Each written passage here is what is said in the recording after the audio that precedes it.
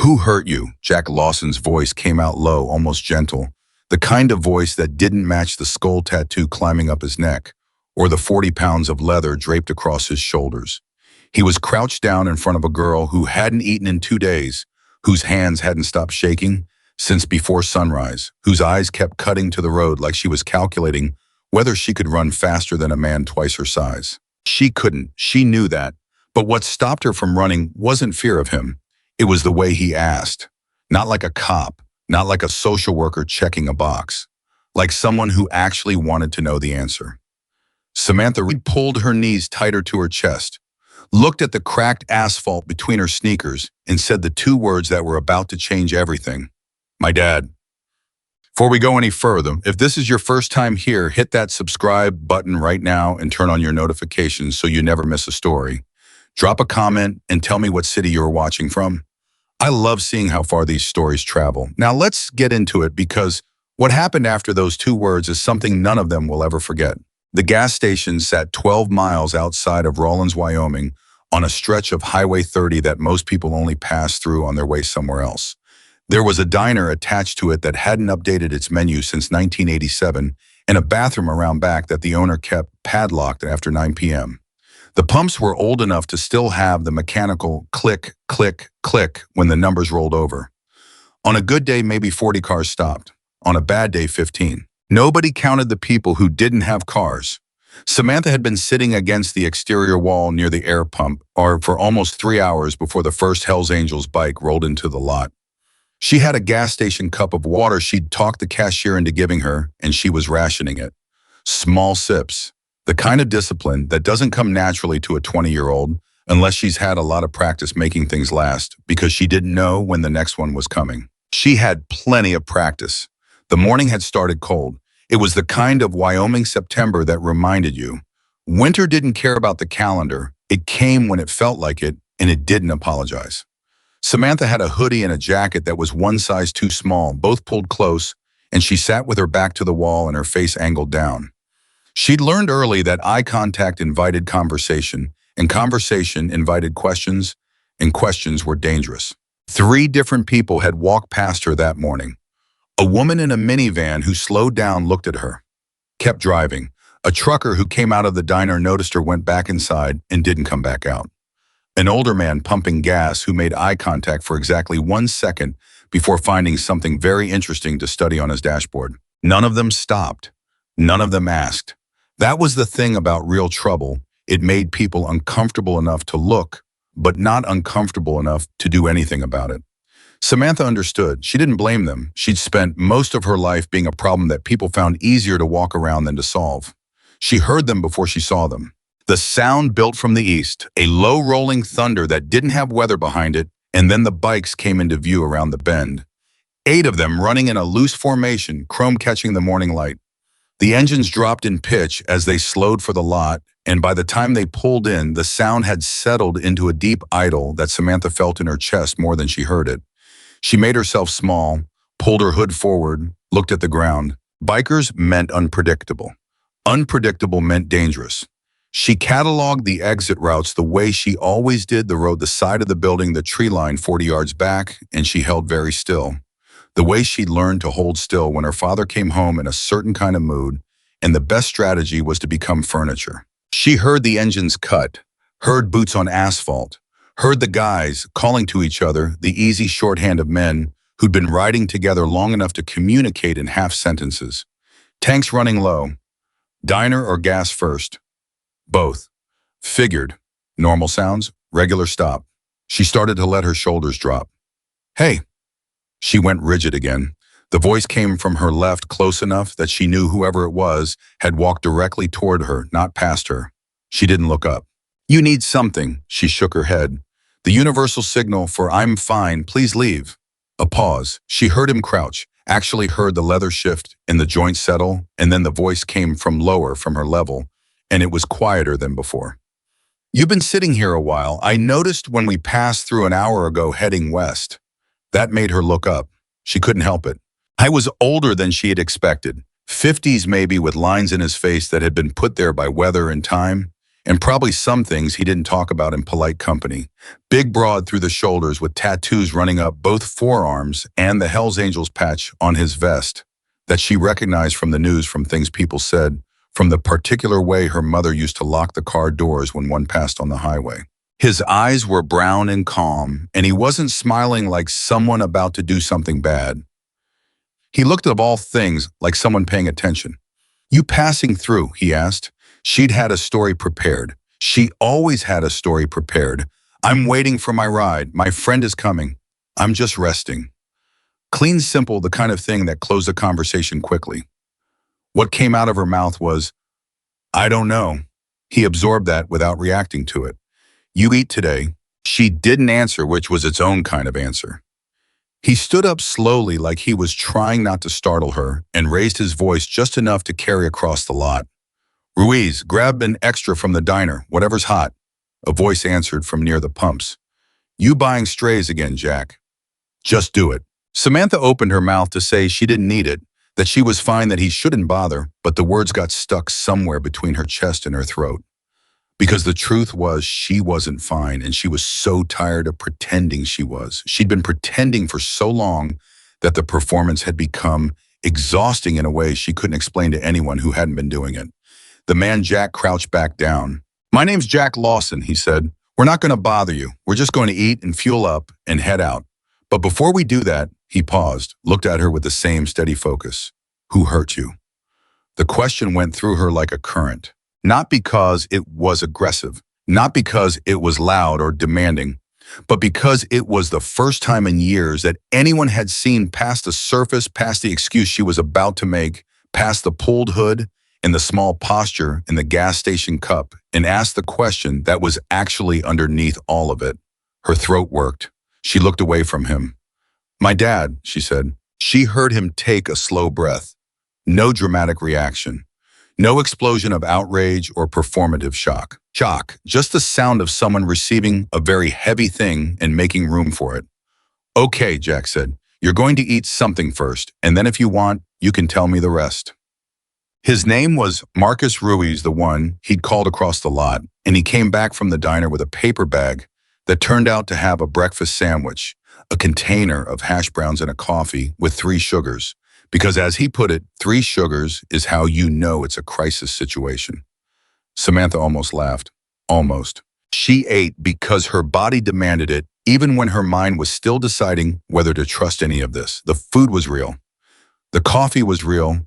The man sitting on the pavement a few feet away from her, giving her enough space to breathe, was real. The rest of the crew filtered over gradually, not crowding her, but not pretending she wasn't there either. They introduced themselves the way men do when they're trying to be non-threatening: first names, brief, no performance. Garrett, Dale, Hector. 2 more she didn't catch. They had a particular ease around each other, the kind that came from shared miles and shared history, and they folded her into the edge of it without making it a thing.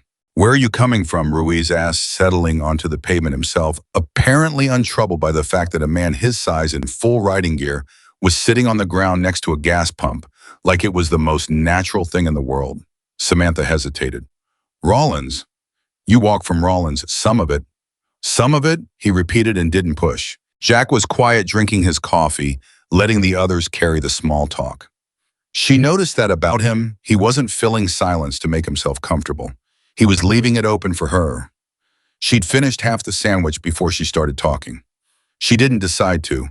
The words just started coming, the way water comes out of a pipe when you finally release the pressure, slow at first and then faster. "My dad's name is Gerald Reed," she said. "He owns 3 auto shops in Rawlins and Carbon County. People think he's a good guy. He's on the Chamber of Commerce. He sponsors the Little League team." She heard the flatness in her own voice. The rote listing of credentials, the way she'd heard him described at school, at the diner, at church. The public biography of Gerald Reed, community pillar. "He's been hurting me since I was 11 years old." The air around the group changed. Not loud. Nobody moved. Nobody said anything. But she felt it the way you feel a shift in pressure before a storm. "Not always the same way," she continued, and her voice stayed level because she'd learned to tell this story to herself so many times that she'd wrung most of the immediate pain out of it. Sometimes it was hitting. More often it was the other kind. The kind where he'd make you feel like you were nothing, like whatever happened was your fault, like you owed him something. Ruiz had his elbows on his knees and he was looking at the asphalt and his jaw was tight. Garrett, the youngest of the group, by the look of him, had turned slightly away. My mom left when I was 14, Samantha went on. She knew, I think she knew. She just, a pause. She left anyway. Jack set down his coffee. Have you ever told anyone before law enforcement, a teacher, anyone? She looked at him. The laugh that came out wasn't a real laugh. 3 times, my sophomore English teacher called CPS. My dad told them I was a troubled kid who made things up. He cried in the meeting. Actually cried. She shook her head. They believed him. They always believe him. When's the last time you went home? Jack asked. 2 nights ago. She looked down at her hands at the knuckles of her right hand. He has a friend who works at the county assessor's office. Whenever I try to get an apartment or a job outside of town, something happens. The application gets lost, the background check comes back weird. The manager who is going to hire me suddenly doesn't have the position anymore. She said it quietly, matter-of-factly, like she was explaining a recurring weather pattern. I've tried to leave 4 times. The silence that followed was the kind that had weight to it. How'd you end up out here? Ruiz asked. I walked. She said it simply. I walked out and I kept walking. I didn't take anything because anything I owned he bought, or he said he bought, and I didn't want anything of his, so I walked. Jack looked at her for a long moment.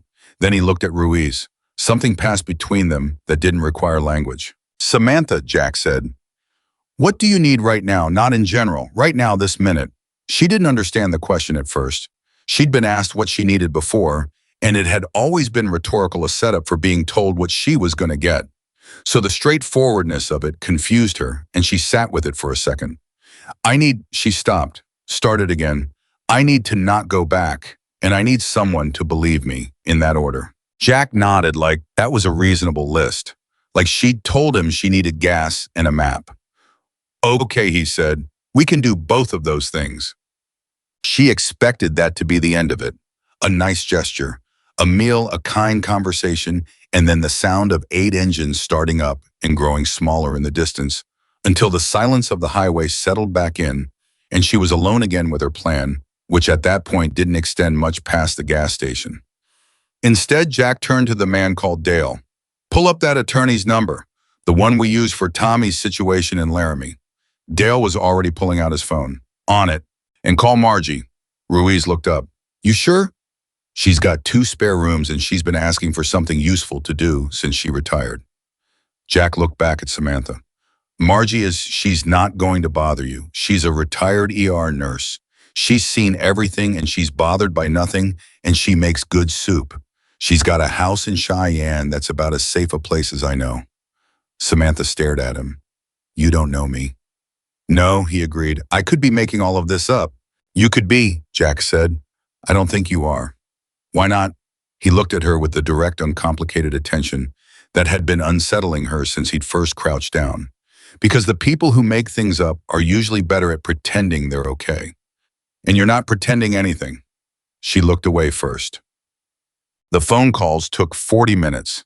She sat and listened to Jack's side of them, the quiet authority in his voice, the way he explained the situation without editorializing or exaggerating the way he said yes. And I understand, and what does she need without saying, poor kid, or can you believe, or any of the things that would have made her feel like a charity case? He treated it like logistics. She found she needed it to be logistics. She couldn't have handled pity. Pity would have broken something. Ruiz came and sat beside her while Jack was on the 3rd call. He's not going to make you do anything, Ruiz said. I want you to know that. The nurse in Cheyenne, you don't have to go there. You don't have to do any of this.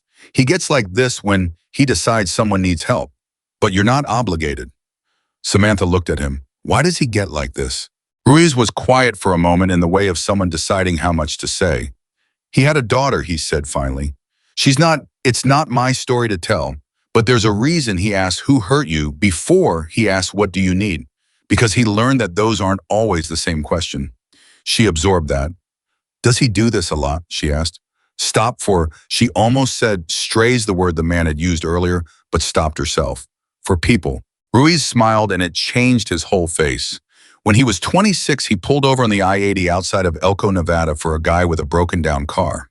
The guy turned out to be a Vietnam vet who hadn't eaten in 3 days and didn't have anywhere to be. Jack rode with him all the way to Sacramento, bought him dinner in every city, found him a veteran's shelter that actually had a bed open. He paused. That was 30 years ago. They still talk. She didn't say anything. She was thinking about a 26-year-old version of the man across the lot doing the same thing he was doing right now. He sees people, Ray said simply. Some people don't. He does. The attorney's name was Carol Eames, and when Jack handed Samantha the phone and she heard the woman's voice measured no nonsense, with the particular economy of someone who'd heard everything and could move straight to useful, something inside Samantha's chest that had been clenched since she was 11 years old started very slightly to relax. "Tell me what's happened," Carol said. "Take your time. I'm not going anywhere." Samantha told her. All of it starting from the beginning, the actual beginning, not the polished down version she'd given before. She talked for 22 minutes by the clock on Ruiz's phone, and at no point did Carol Eames say, "Are you sure, or did you misunderstand?" or sometimes fathers. What she said was, "I need to ask you some questions about specific dates and incidents. I want you to be as detailed as you can. Is that okay?" "Yes," Samantha said. "Good. Let's start with the most recent." When she handed the phone back to Jack, her hand was steadier than it had been in 2 days. "She's going to file a protective order," Jack told her. "Today.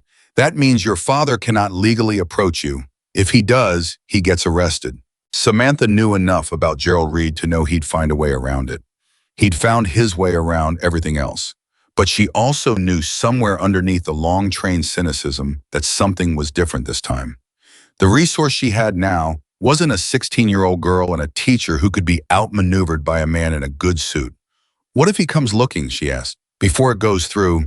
Jack looked at the group, and several of the men looked back at him, and there was a conversation in that silence that covered everything without using a single word. "Then he'll find more than he's expecting," Jack said. Gerald Reed didn't come that day.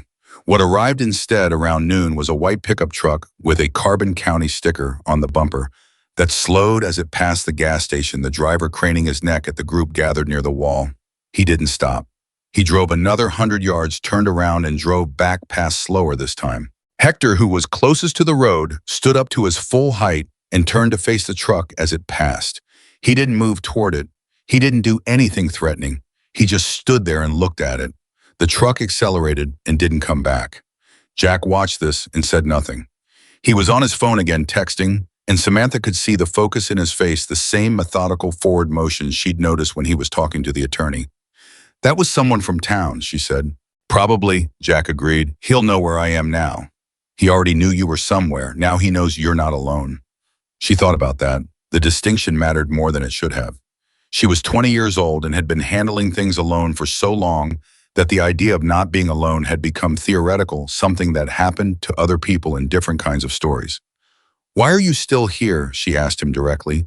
"You said you were heading out." Jack looked up from his phone. "Plans change. That's simple. We have nowhere to be that can't wait," he said. "You have something that can't." By 3 in the afternoon, she knew all 8 of their names and more than she expected about most of them. Dale was a retired mechanic from Texas who made furniture in his garage and cried at war movies.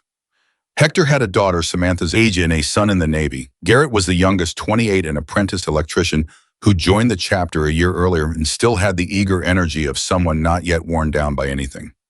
Ruiz had grown up in East Los Angeles, done 2 tours in Iraq, come back different in the ways those tours left people different, and found, as he put it, that riding was the only thing that made his brain quiet. They were not what she'd thought bikers were. They weren't what her mother had locked car doors against. They were men with histories and rough edges, and she kept coming back to this, a particular kind of directness that she hadn't encountered much in her life. They said what they meant. They didn't dress things up. When Garrett said, "What your dad did is wrong and there's no explanation for it," he didn't hedge it or qualify it or soften it into something she had to translate. He just said it. She hadn't realized how much she needed someone to just say it. "You look like you're waiting for the other shoe," Rees observed around hour 4. They were at a table in the diner. By then the crew spread across 2 booths, Samantha wedged in at the end nearest the wall. What does that mean? Like you're waiting for us to do something that proves your first instinct was right, that we're dangerous, that this is going to cost you something. She was quiet for a moment. Then, isn't it always? Ruiz thought about that. Sometimes, he said, not this time. She wanted to believe him. She was surprised by how much he wanted to. My dad is very good at looking like the good guy, she said. He has a lot of people convinced. I know the type, Ruiz said without elaboration, and she understood that he meant it personally. He's going to fight this. Probably, Ruiz agreed. He's going to make me sound crazy, or a liar, or manipulative. He's going to talk about how much he sacrificed for me, and how much this hurts him. Samantha. Ruiz said her name with a firmness that wasn't unkind. You know who else can do that? A liar caught in the act. That's not a coincidence. She looked at him. Innocent people don't need to make their accusers sound crazy, he said. Guilty ones do. That's a pattern, and patterns leave evidence. She'd heard that idea before in the abstract. She'd read it somewhere, but hearing it said plainly from across a diner table from a man with no reason to be in her corner, except that he'd chosen to be it landed differently. Carol's going to need everything you can document, Jack said from across the table. He'd been quiet, letting Ruiz carry the conversation, but she'd noticed he tracked everything. Dates, texts, anything physical. Is there anyone who witnessed any of it? A neighbor, a friend, anyone who might have seen something even if they didn't connect it? She thought, there was a woman on our street, Mrs. Calloway. She brought me soup once when I had a black eye and he told her I'd walked into a cabinet. She looked at me and she stopped. She looked at me like she didn't believe him. Do you know how to reach her? She's in the Rollins phone book. They still have phone books in Rollins. Jack almost smiled. Okay, we'll get her number. At 5:15 p.m., a sheriff's deputy named Wilson pulled into the gas station lot. He'd been dispatched on a wellness check called in by a concerned citizen who'd reported a young woman in apparent distress being held against her will by a group of bikers. He was a young deputy, mid-20s, with the stiff posture of someone who'd been taught to treat Hell's Angels as an immediate escalation scenario. He came out of the cruiser with his hand near his belt. Jack walked toward him at an easy pace, hands visible, and spoke first. Officer, Jack Lawson, I have a copy of the emergency protective order that was filed this afternoon for this young woman if you need it. The deputy blinked. This was not what he'd been expecting. Who called you? Ruiz asked from behind Jack, not accusatorially, genuinely curious. Anonymous tip, the deputy said carefully. Right, Ruiz said. Samantha stood up and walked to where they were. She'd decided this on the way over. No hiding, no shrinking. Not this time. My name is Samantha Reed, she said. Gerald Reed is my father. He filed that call or had someone file it. I'm here by my own choice, and these men have been helping me. Deputy Wilson looked at her. She held his gaze, which was harder than she expected, but less hard than it would have been this morning. He looked at the copy of the protective order Jack was holding. He took it, read it. This was filed this afternoon, he said. 3:45 p.m., Jack confirmed. The deputy looked around the group, the patches, the bikes, the rough, worn look of men who'd been on the road for days, and she could see him doing his own internal recalibration. What he'd been told and what he was seeing didn't match up. Ma'am, he said to Samantha, are you here of your own free will? Yes, she said. And do you feel safe? She looked at the 8 men who'd spent 6 hours making sure she had food, an attorney, a safe place to stay, and someone with them every time she needed to step away from the wall, who'd sat on asphalt and in booths and on the hoods of their bikes and listened to everything she'd said without once making her feel like a burden. For the first time in a long time, she said yes. Deputy Wilson folded the protective order and handed it back to Jack. I'll file this as welfare check complete, he said. Ma'am, if anything changes, you have my number. He handed her a card. Thank you, she said. He nodded at Jack, got back in his cruiser, and pulled away. Ruiz exhaled. That could have gone differently. Yeah, Garrett said. Usually does. Jack was looking at Samantha. You okay? She realized she was. More than she'd expected to be. The adrenaline of it was still working through her system, but underneath it was something steadier. A feeling she didn't entirely have a name for, the feeling of having stood in place when every instinct she'd spent 9 years developing was screaming at her to make herself small and agree with whatever was happening and wait for it to be over. She hadn't done that. I'm okay, she said. Good. Jack looked east at the road. There's a truck coming from Cheyenne to get you to Margie's tonight. Should be here in about 2 hours. She nodded. You can still say no, he said. You can also ask us to ride with you. Either one is fine. She thought about Margie, the retired ER nurse, who'd seen everything and was bothered by nothing and made good soup. She thought about the house in Cheyenne that Jack had called safe. She thought about Gerald Reed in Rollins reading his phone, learning that his anonymous call to the sheriff had produced nothing. Learning that this time she wasn't standing alone. Can you come, she asked. Not all the way, just part of it. Jack looked at Ruiz, who shrugged in the particular way that meant obviously. Part of it works, Jack said. She sat back down against the wall to wait, and the eight of them settled back into their easy formation around her, not crowding, not hovering, just present. The engines were quiet. The highway stretched out empty in both directions. Somewhere behind the clouds, the sun was going down. For the first time in 2 days, Samantha Reed was not cold. For the first time in 9 years, she was not alone. The truck from Cheyenne arrived at 7:43 in the evening, right on schedule, and the man driving it was not what Samantha expected. She'd pictured someone clinical, a social worker type, or maybe a volunteer from a shelter, someone with a clipboard and a rehearsed smile and a pamphlet about resources. What stepped out of the truck was a woman in her 60s, short and broad-shouldered, with gray hair pulled back in a no-nonsense braid, and the particular kind of face that had stopped trying to look anything other than exactly what it was. Margie Callahan looked at the group assembled outside the gas station, looked at Samantha, looked at Jack and said, "You eat." "Yes, ma'am," Samantha said. "Good, I brought more anyway." She held up a paper bag. "Sandwiches. Turkey. Don't argue with me about turkey." Nobody argued. Margie set the bag on the hood of the nearest bike, like she'd been setting food on bikers' motorcycles her whole life, which Samantha would learn later she more or less had. She pulled Samantha gently to the side, not away from the group, just slightly apart, and looked at her with the practiced directness of a woman who'd spent 30 years in an ER assessing damage. "You hurt anywhere physically, I mean?" "No." "You sure?" Samantha nodded. Margie kept looking at her. "The lawyer called me. Carol. She told me some of what's happening." A pause. "I'm not going to make you talk about it tonight. Tonight you eat, you sleep, and tomorrow we figure out next steps. Does that work?" Something about the simplicity of it, the lack of an agenda, the absence of performance made Samantha's eyes sting in a way she hadn't expected. She blinked it back. "That works," she said. "My house has 2 rules," Margie continued. "1, you don't have to explain yourself to me. 2, you tell me if you need something, because I am not a mind reader, and I'm too old to pretend I am." She tilted her head. "Any questions?" "No," Samantha said. "Good, eat a sandwich." Jack had come to stand nearby, close enough to hear, and when Samantha glanced at him, he gave her a look that said very clearly, "I told you." She almost smiled. Almost, because in the same moment her phone buzzed. She looked down. The number was local Rollins area code and unlisted, but she knew. She knew the same way she'd always known the specific frequency of dread that her nervous system had been trained to recognize since she was 11 years old. Her finger hovered over the screen. Jack watched her face change. "What is it?" She turned the phone so he could see the incoming call. He looked at it for exactly 2 seconds. "Don't answer it," he said. "I know," she said.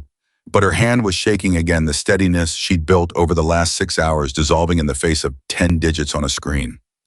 This was the thing about Gerald Reed that was hardest to explain to anyone who hadn't lived it. It wasn't the physical reality of him. It was the reach of him, the way he could make himself present without being anywhere near you.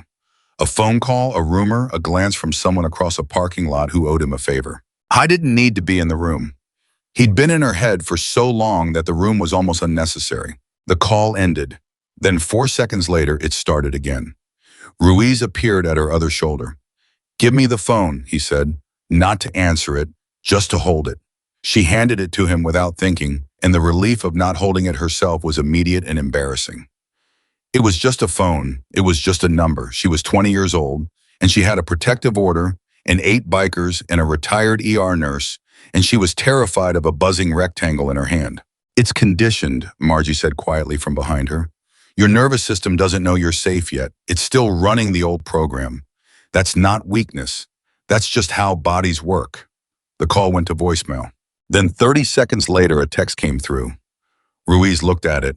His jaw tightened in a way she recognized from earlier in the day, the look that appeared when men who were trying very hard to remain calm received information that made that effort significantly more difficult. "What does it say?" Samantha asked. Ruiz looked at Jack. Jack nodded. "It says," Ruiz said carefully, "come home. We can talk about this. You're confused, and these people are dangerous.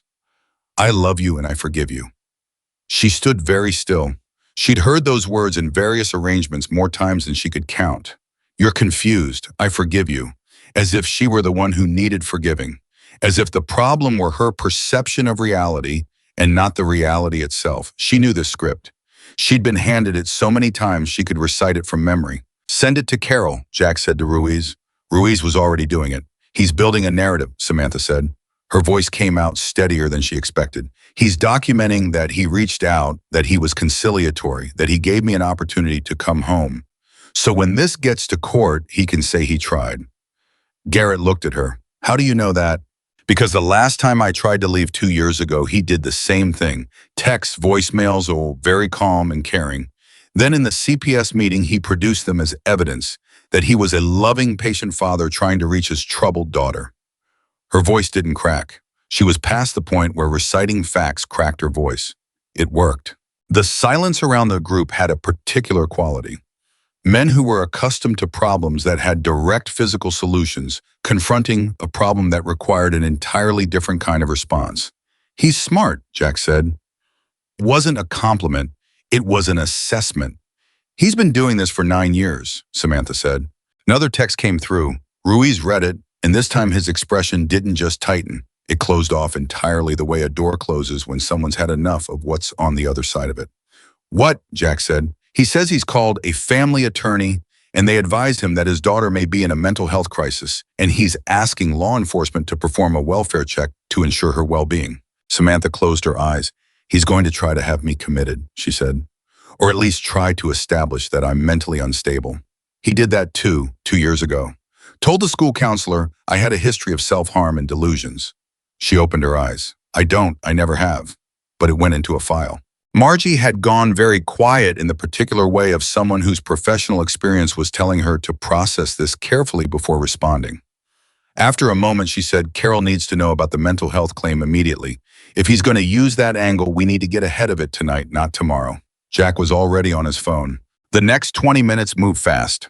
Carol Eames reached at home at what was now well past business hours, picked up on the second ring and said, "Tell me," before Jack had finished his first sentence. The conversation was rapid and technical, and Samantha only caught parts of it, but the parts she caught were enough. Carol was 3 moves ahead, citing case precedent, requesting a specific type of documentation from Margie's nursing background, discussing something about subpoenaing Gerald Reed's financial records in connection with the interference in Samantha's past job applications. Samantha sat on the truck's running board and listened to an attorney fighting for her out of office hours on a Wednesday evening, because a group of bikers had called and asked and felt something shift in the architecture of how she understood the world. She'd thought for most of her life that the systems designed to help people like her were fundamentally broken. That the problem was in the structure that Gerald Reed won, not because he was clever, but because the people who were supposed to stop men like him simply didn't, couldn't, wouldn't. She still believed that mostly, but she was starting to understand that the structure wasn't all of it. That who you had beside you when you walked into that structure mattered. That resources mattered. That someone like Carol Eames with 30 years of family law experience and a very specific kind of controlled fury in her voice when she said the word pattern was not the same resource as a 16-year-old girl and a well-meaning English teacher. The second welfare check arrived 35 minutes later. This time it was a different deputy, older, heavier, with the deliberate pace of someone who'd been doing this job long enough to walk towards situations rather than at them. His name tag said Briggs. He looked at the group the way the first deputy had, not with alarm, but with recognition, the look of someone who knew exactly what had been reported and had already begun forming his own theory about who'd made the call and why. And he asked the same questions. He got the same answers. But then he looked at Jack directly and said, "Mr. Lawson, I'm going to be straight with you. I know Gerald Reed, and I know what this is." Jack waited. "I can't tell you what to do," Deputy Briggs said, But I can tell you that whatever you're doing, document everything. Timestamps, names, what was said. All of it. He looked at Samantha.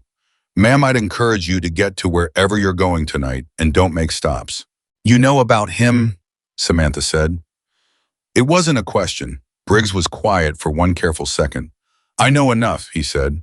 He left without filling out a report which told Samantha more than anything he'd said. There are people in that department who know, she said, watching the cruiser leave, who've always known. Yeah, Ruiz said, that happens. So why? Because knowing and proving and being willing to put your badge on it are three different things, Ruiz said. Briggs just told you he's willing. That matters.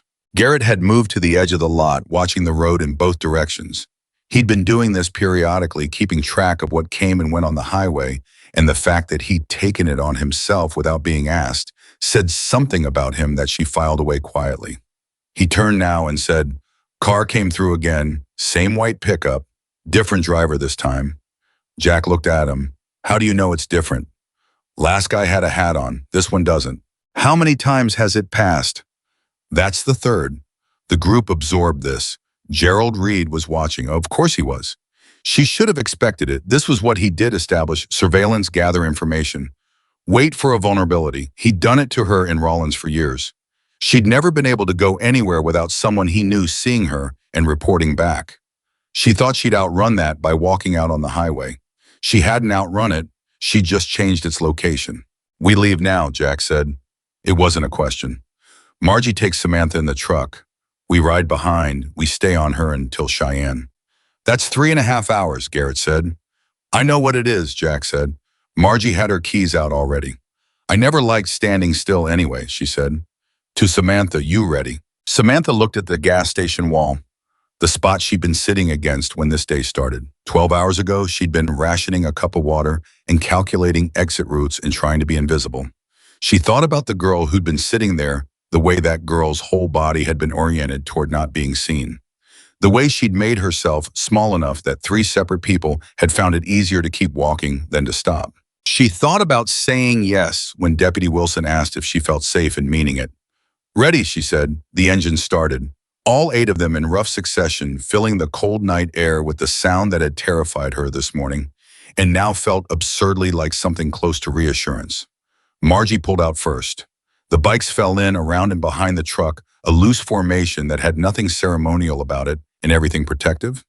They drove. The highway opened up ahead of them, dark and straight and empty, and for the first 20 minutes, nobody talked. Margie drove with the focused ease of someone who'd been behind wheels in difficult circumstances before, and she left the radio off, which Samantha was grateful for. Silence was better. Silence let her think. What she thought about was Carol Eames' voice on the phone, the controlled fury of it. What she thought about was Deputy Briggs saying, I know enough, and then leaving without a report. What she thought about was the white pickup circling and her father somewhere back in Rollins, deciding how to handle the fact that his first 2 moves had failed. He wouldn't stop. She knew that. You're thinking about him, Margie said. Not a question. Is it obvious? You've got the same look my patients used to get. The ones who'd made it out of something bad, but hadn't figured out yet that they'd made it out. Margie kept her eyes on the road. Your body's still in survival mode. Your brain is still running threat assessments. I can't turn it off. You're not supposed to turn it off, not yet. It kept you alive for 9 years. A pause. Eventually it'll quiet down, but you have to give it time and evidence. Your nervous system needs to see repeatedly that you're safe before it'll believe it. Samantha looked at the side mirror. In the glow of the headlights, she could see the bikes behind them. Evidence like that. Margie glanced in her rearview mirror. The corner of her mouth moved. Jack called me 4 years ago, she said, about a different situation. A kid he'd found in a bad spot outside of Laramie. 17-year-old boy, similar situation, not a parent but an uncle. Jack called me then the same way he called me tonight. Same tone, same request. Just a place to sleep and someone who won't make things worse. Samantha looked at her. What happened to the kid? He's 21 now. He's in his 2nd year of community college in Fort Collins. He texts me on my birthday every year. Margie said it without sentiment, just fact. He texts Jack too, I think, though Jack wouldn't tell you that. Why not? Because Jack doesn't do this for the credit. He does it because someone didn't do it for him once when he needed it. She said it simply the way she said most things. That's usually how it goes with people like him, the ones who stop. Samantha was quiet absorbing this. Outside, the dark moved past. Then Margie's phone rang through the truck's speakers. Carol Eames' name on the display. Speakerphone, Margie said to Samantha. Hit that button. Samantha did. Carol, Margie said, I need to tell you both something. Carol's voice was measured, but there was an undercurrent in it that Samantha recognized. The sound of someone who'd found something significant and was choosing their words carefully. I made some calls tonight to some colleagues who practice in Carbon County. Samantha, a pause. You said your father interfered with your job applications. That position's disappeared. Yes. I'm hearing that it may have been more organized than you knew. There are 2 other young women from that area who filed complaints that went nowhere in the last 6 years. Both had fathers or male guardians with connections to the county assessor's office. Both tried to leave, and both experienced what sounds like coordinated interference, not just one person calling in a favor, but multiple people. A network. The truck was very quiet. He's not just doing this to me, Samantha said. I don't know that for certain yet, but I want you to understand the case I'm building may be larger than what was done to you specifically, which means the evidence you provide isn't just about your protection. It could be about other women who couldn't get out. Samantha pressed her hand flat against her leg. She felt the fear that had been running through her all day shift, rotate, change shape. It was still fear, but it had something in it now that it hadn't had before. Something with edges. What do you need from me? Samantha asked. Everything you have. Every incident you can document, every name, every date.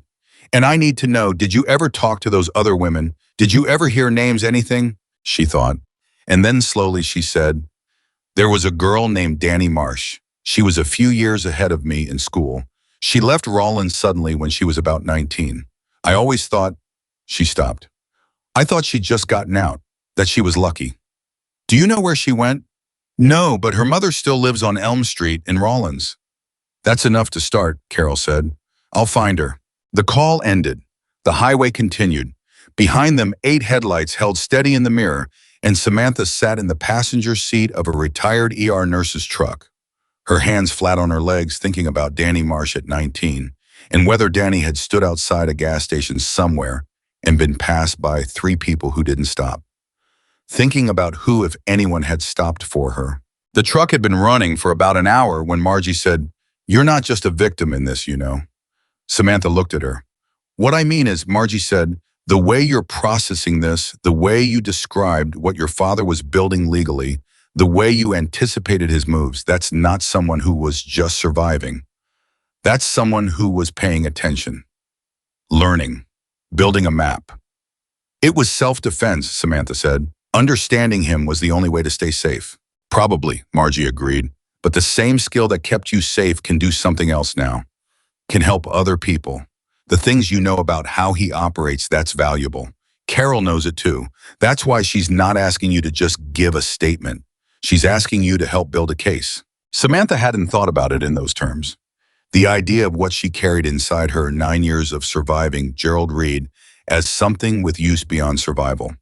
She sat with it carefully the way you sit with something fragile, afraid to look directly at it in case it broke. I'm scared, she admitted. Not of him specifically. I mean, I'm scared of him. But I'm scared of what happens if this doesn't work. If he does what he's done before and I end up back. You won't end up back, Margie said. You can't promise that. No, Margie agreed. I can't. But I can tell you that what you have now is not what you had the other 3 times you tried to leave. You have Carol, who has done this for 30 years and is already 3 moves ahead of your father. You have documentation being built in real time. You have witnesses. She glanced at the mirror. And you have 8 men who've ridden 3.5 hours out of their way without being asked twice. Samantha looked in the mirror again. The headlights were still there. Why do they keep doing that? She said more to herself than to Margie. They don't know me. No, Margie said, they don't. But Jack has a particular talent for recognizing when someone is worth showing up for. And he's almost never wrong. A beat. I've been doing this long enough to know that the people who get shown up for who deserve it usually don't believe they do. That's usually the tell. Samantha turned this over. The truck pushed through the dark. They were 40 miles outside Cheyenne when the first bike pulled up alongside them. It was Ruiz riding parallel to the truck window. He looked over at her through the glass and gave her a thumbs up, checking in. Are you okay? Nothing dramatic, just a check. She gave him a thumbs up back. He dropped back into formation. It was such a small thing, a gesture on a dark highway. And yet something about it, the checking and the matter-of-fact humanity of it, went through her the same way Jack's question had that morning. Not like a grand gesture, like something ordinary, like something she was allowed to have. She was 30 miles out from Cheyenne when her father called again. This time the number was different, not the local unlisted number, but a number she recognized. His cell phone, the one he reserved for people he considered important, the number he gave to the Chamber of Commerce and his business partners and anyone he wanted to feel specially trusted. How was escalating, moving through his arsenal in order. First conciliation, then the welfare check tactic, now the personal appeal, the intimacy gambit, the call from the number that said, this is just us, no lawyers, no witnesses, just your father who loves you. Margie looked at the screen as it rang through Bluetooth. Her expression didn't change. You decide, she said, it's your call. Samantha looked at the screen. Gerald Reed, her father. She thought about Mrs. Calloway on Elm Street bringing soup to a teenager with a black eye. About Danny Marsh leaving Rollins at 19 and whether she'd made it to somewhere safe or just somewhere different. About two other women whose complaints had gone nowhere while Gerald Reed sponsored Little League and sat on the Chamber of Commerce and cried in CPS meetings and let the world believe whatever he needed them to believe. She hit decline. Then she opened her text and typed a message to Carol Eames he called from his personal cell. 10:47 p.m. I declined. Documenting. Carol responded in 40 seconds. Perfect. That's 3 contact attempts in violation of the order. Keep documenting. 3 violations. In one evening. Without the order even being formally served yet. She put the phone in her lap and looked at the road ahead.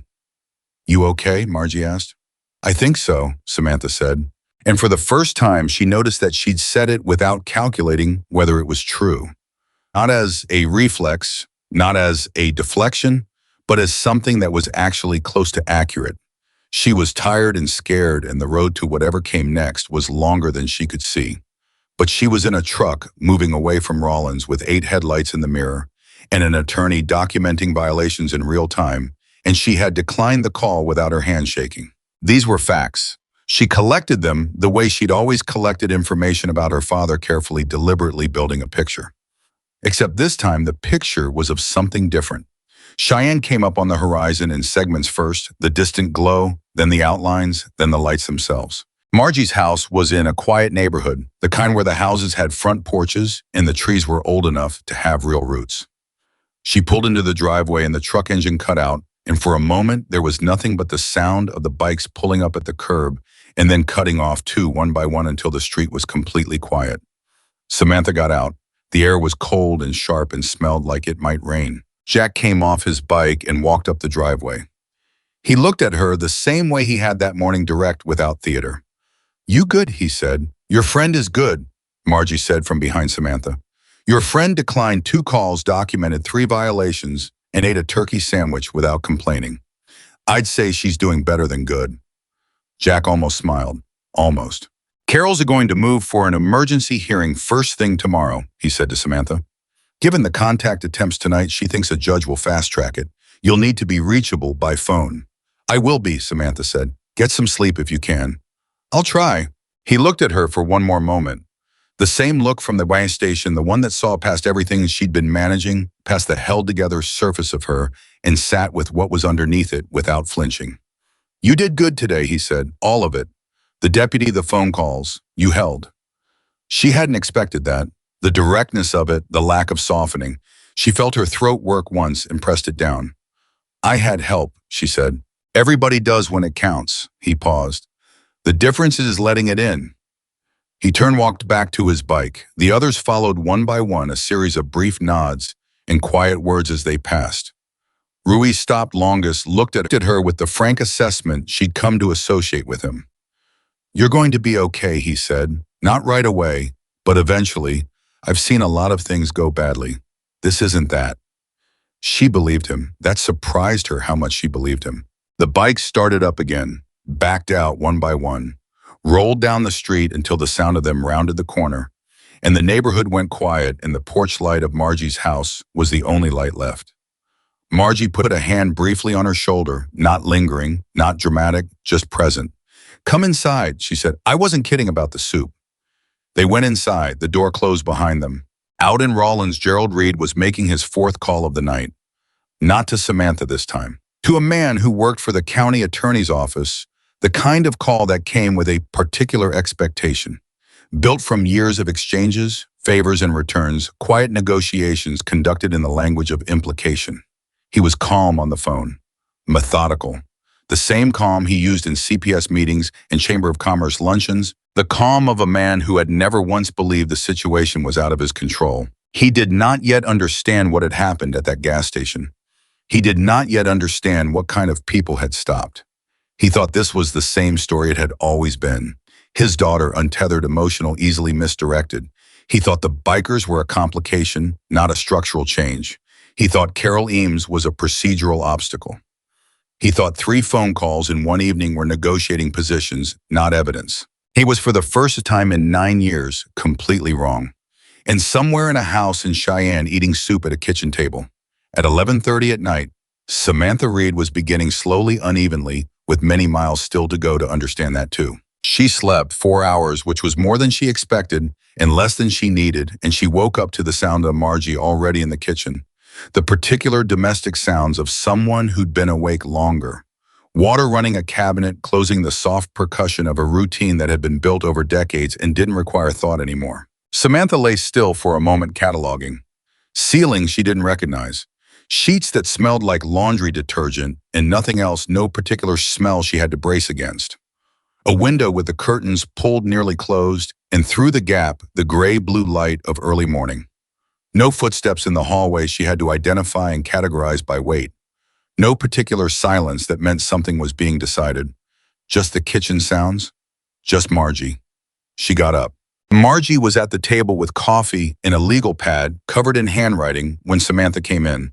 She looked up, assessed, and said, "Coffee's there. Don't talk until you've had some if you're not a morning person." "I don't know if I'm a morning person," Samantha said. "I've spent most mornings just trying to read the room." Margie looked at her over the rim of her mug. "That'll change." She said it the same way she said everything, no frills, no cushion, just the fact laid flat on the table. Samantha poured coffee, sat down across from her. The legal pad she could see now had names on it, dates, what looked like a list of questions. Margie had been working. "Is that for Carol?" Samantha asked. "For you," Margie said. "Things I thought of overnight. Questions you might want to be ready to answer. You don't have to use any of it. But I've sat with enough people going into legal situations to know that the ones who go in prepared do better. Not because the truth changes, but because when you're scared, having your thoughts organized means you don't lose access to the parts of your memory you need." Samantha pulled the legal pad toward her. "Read through the first few items. Dates of specific incidents, names of people who'd been present, the sequence of the CPS reports, what was filed, what was ignored, who made which decision." She looked up. "How did you know to write these?" "Carol called at 6 a.m. Margie said. "She does that. She's constitutionally incapable of not working." A pause. "She wanted you to know the emergency hearing has been scheduled. 9 a.m. today." Samantha went still. "Today. Your father made 4 contact attempts last night after the order was filed. The judge agreed it qualified as emergency grounds." Margie held her gaze. "Carol also told me something she wanted to tell you directly, but she thought you should have coffee first." "Tell me now." Margie set down her mug. She found Danny Marsh. The name landed the way it had in the truck the night before, with weight, with implication, with the particular specific gravity of a person who'd been an abstract idea becoming suddenly real. "Where is she?" Samantha asked. "Fort Collins. She's 24. She's been living there since she left Rawlins." A pause. "She's willing to talk." Samantha's hand tightened around her mug. "She knows about my father." "She knows your father," Margie said carefully. "Carol didn't tell me the details. She wanted to tell you herself. But what I can tell you is that Carol's tone when she said it was a very specific tone I've heard from her before. It means she found something significant." The kitchen was very quiet. Outside, the early morning was still gray, and the whole neighborhood seemed to be holding its breath in the way that places do before the day actually starts. "How do I get to the courthouse?" Samantha asked. "I drive you," Margie said. "Carol meets us there, and Jack is already on his way." She looked up. "He came back." "He never left Cheyenne," Margie said with the particular matter-of-fact delivery of someone reporting a weather forecast. "He and Ruiz got a motel 2 miles from here. I told him he was being excessive. He told me to mind my business." The corner of her mouth moved.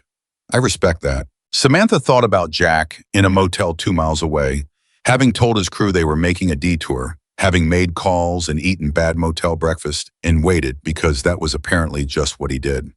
The version of the world where that was ordinary behavior was not a version she'd had access to before. She was having to build it from scratch, piece by piece, every time one of these people did something that her past experience told her wasn't supposed to exist. She drank her coffee, looked at the legal pad, started to read more carefully. She had 2 hours to be ready. She used them. Carol Eames in person was exactly what her voice had promised. Compact, precise, with the coiled efficiency of someone who wasted no motion and no words. She met them in the courthouse parking lot at 8:45, shook Samantha's hand the way she'd shake any colleague's hand, and began talking before they'd reached the door. "The judge is Harmon. She's been on the family court bench for 11 years. She has a particular interest in coercive control cases, and she does not like what she's seen in the paperwork this morning." Carol walked fast, the kind of fast that expected the people around her to keep up. "Your father's attorney filed a response last night. His name is Paul Garrett. He practices out of Casper, and he's very good at making emotional language sound like legal reasoning. I want you prepared for that." "What does he claim?" Samantha asked. "That you are an emotionally unstable adult with a history of self-destructive behavior, that you have been influenced by dangerous individuals with criminal backgrounds." Carol said this with a flat dryness that communicated exactly how much she thought of that framing, and that your father's contact attempts were acts of parental concern, not violations. And the mental health claim, he filed a petition for a psychological evaluation. Carol pushed through the courthouse door, held it without slowing. "It won't succeed today. I'm ready for it.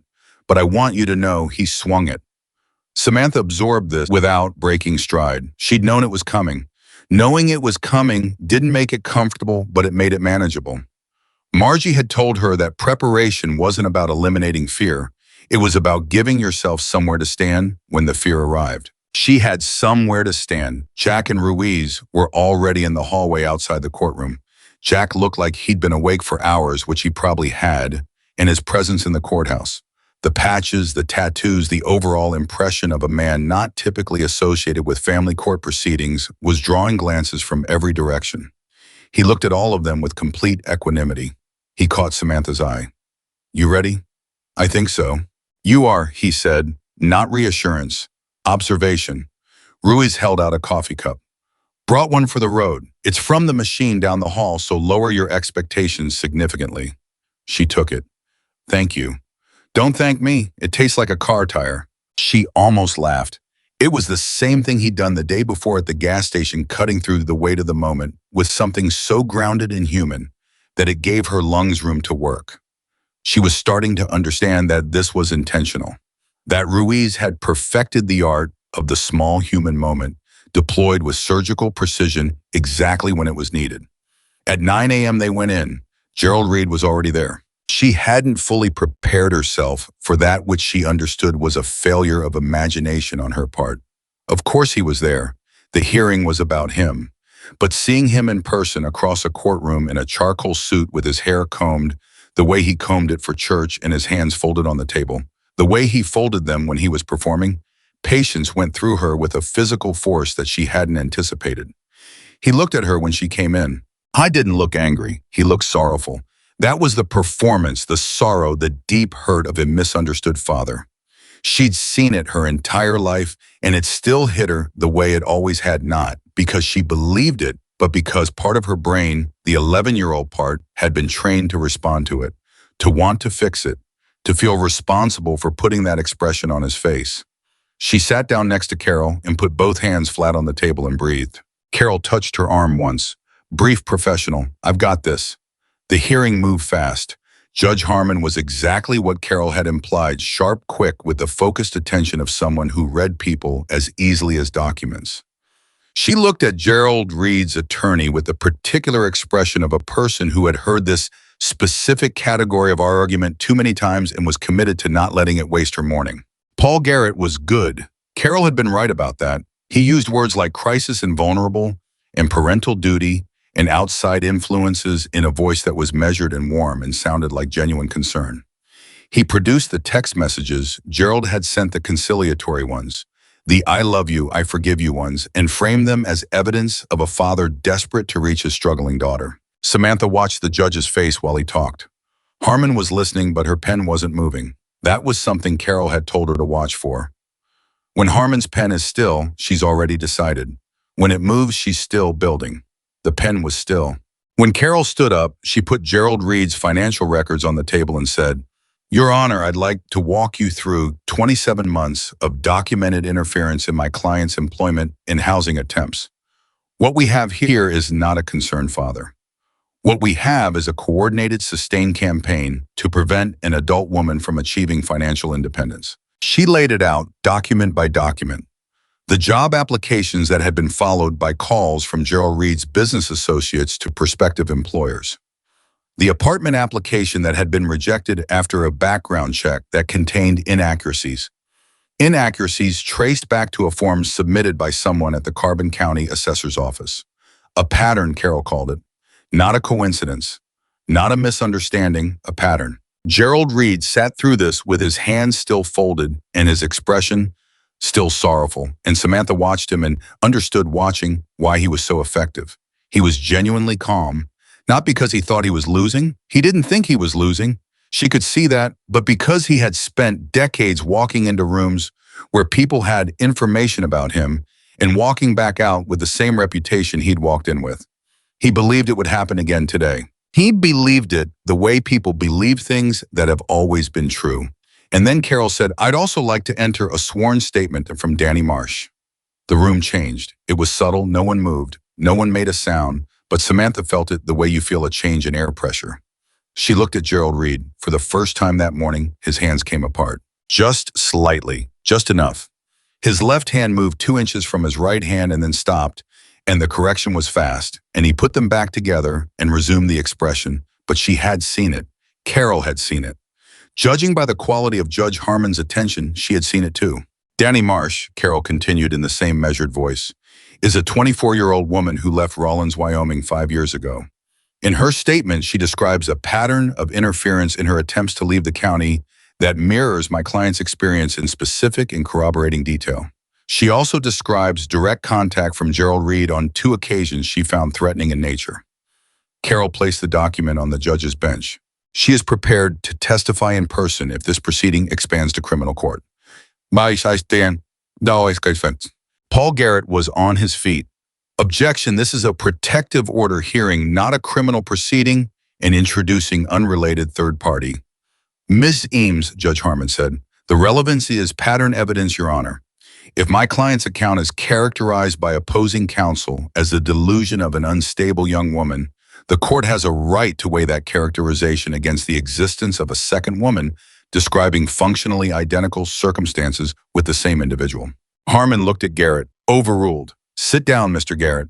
He sat. Samantha kept her eyes forward, but she was aware in her peripheral vision of Gerald Reed speaking quietly to his attorney. The composed sorrow had fractured slightly at the edges. Not enough for anyone who didn't know him to notice, but she knew every version of his face. The thing happening in his face right now was recalculation. He had not known about Danny Marsh. She was certain of that. He had believed Danny Marsh was 5 years gone and untraceable, and had made her peace with silence the way women in her situation sometimes did. He had not imagined that a phone call from an attorney at 7 a.m. would locate her in Fort Collins, and that she would without hesitation say yes. That assumption that women he'd done this to would stay silent out of shame or fear, or the simple arithmetic of what fighting him had always cost, was the oldest piece of his architecture. The load-bearing wall, it was cracking. The protective order was granted at 9:47 a.m. Permanent, not temporary. The mental health petition was denied. Judge Harmon used the phrase documented pattern of coercive control twice in her ruling, which Carol later told Samantha was not an accident. Judges chose their language the way attorneys did because language in rulings became precedent. When it was over, Gerald Reed stood up from his table, and for one moment he looked directly at Samantha. Not the sorrowful look, not the performance. Something else, something she'd seen only rarely in the private moments when the public face slipped and what was underneath it showed. Something cold and assessing. She looked back. She did not look away first. He turned and walked out with his attorney, and the door swung shut behind him, and Carol put a hand on Samantha's shoulder, less brief this time, more real, and said, "That's step one." "How many steps are there?" Samantha asked. "More than one," Carol said, "but step one is done." In the hallway, Jack and Ruiz were waiting exactly where she'd left them. Jack read her face before she said anything and gave a single nod, the shorthand of a man who'd learned to get information from what people's bodies did rather than what their mouths said. "Orders granted," Samantha said. "Good," Jack said, like it was the only reasonable outcome. Like anything else would have been a structural failure of the universe. Ruiz exhaled and said, "I'm getting real at anything with machine coffee. It's a moral position." That was when she laughed. Actually laughed from somewhere low in her chest, the kind of laugh that surprised her while it was happening. Margie, standing behind Ruiz, raised her eyebrows and what on her face passed for delight. They went to get real coffee, all of them, at a diner 3 blocks from the courthouse, and sat around a table that was too small for the number of people trying to fit around it. And for 45 minutes, nobody talked about Gerald Reed or protective orders or Danny Marsh or any of it. Ruiz told a story about a ride through Nevada in 2019 that devolved into a creative disagreement about whether the story had actually happened the way he said it had. Margie told a story about a patient in her 3rd year of nursing that was so extreme she had to clarify twice that it was real. Samantha sat at the end of the table and ate scrambled eggs and listened. And for long stretches of those 45 minutes, she wasn't managing anything or calculating anything or preparing for anything. She was just sitting, eating eggs, listening to people she'd known for less than 24 hours talk around a table too small for all of them. It was, she thought, the closest thing to ordinary she'd felt in years.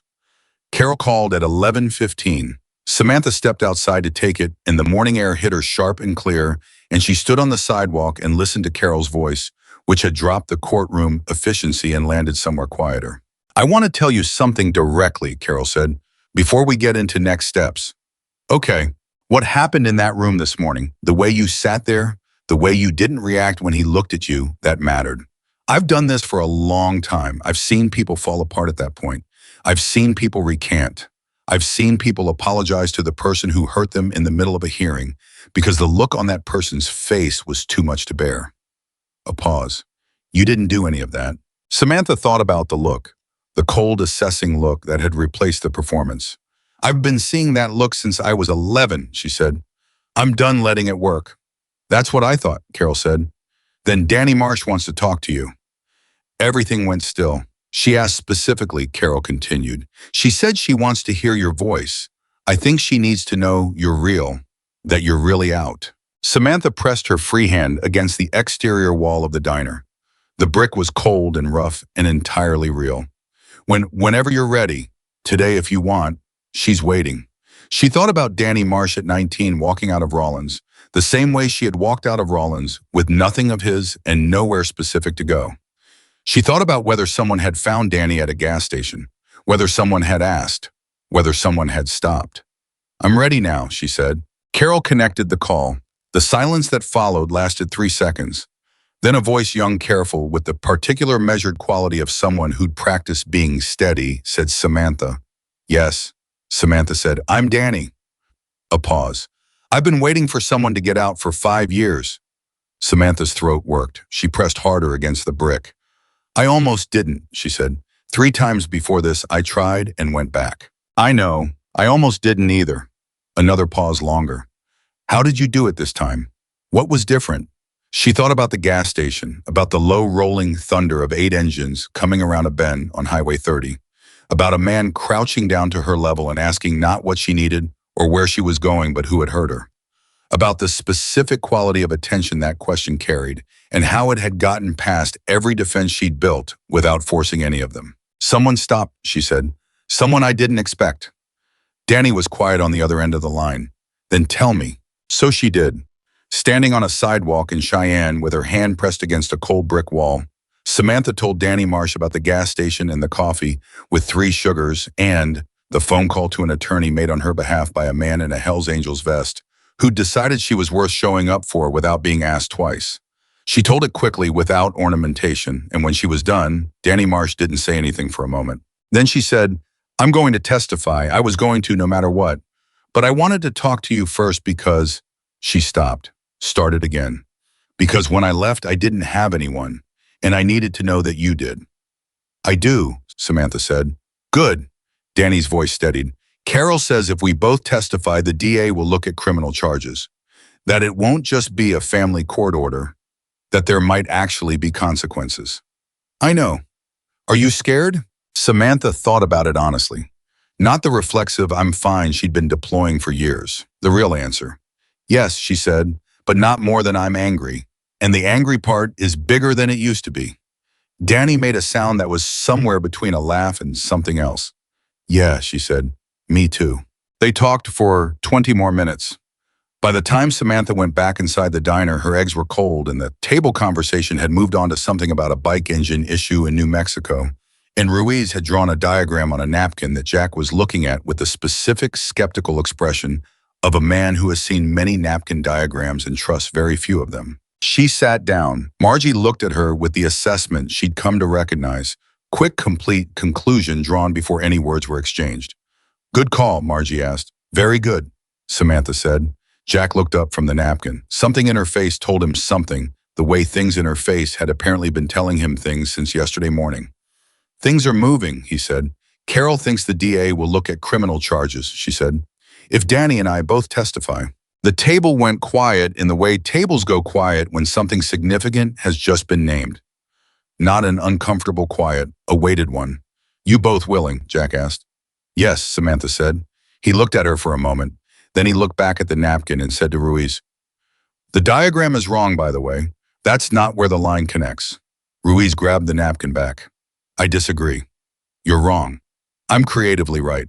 The diner settled back into its ordinary sounds around them, and Samantha picked up her cold eggs and ate them and thought about Danny Marsh in Fort Collins, 24 years old, who had been waiting 5 years for someone to get out.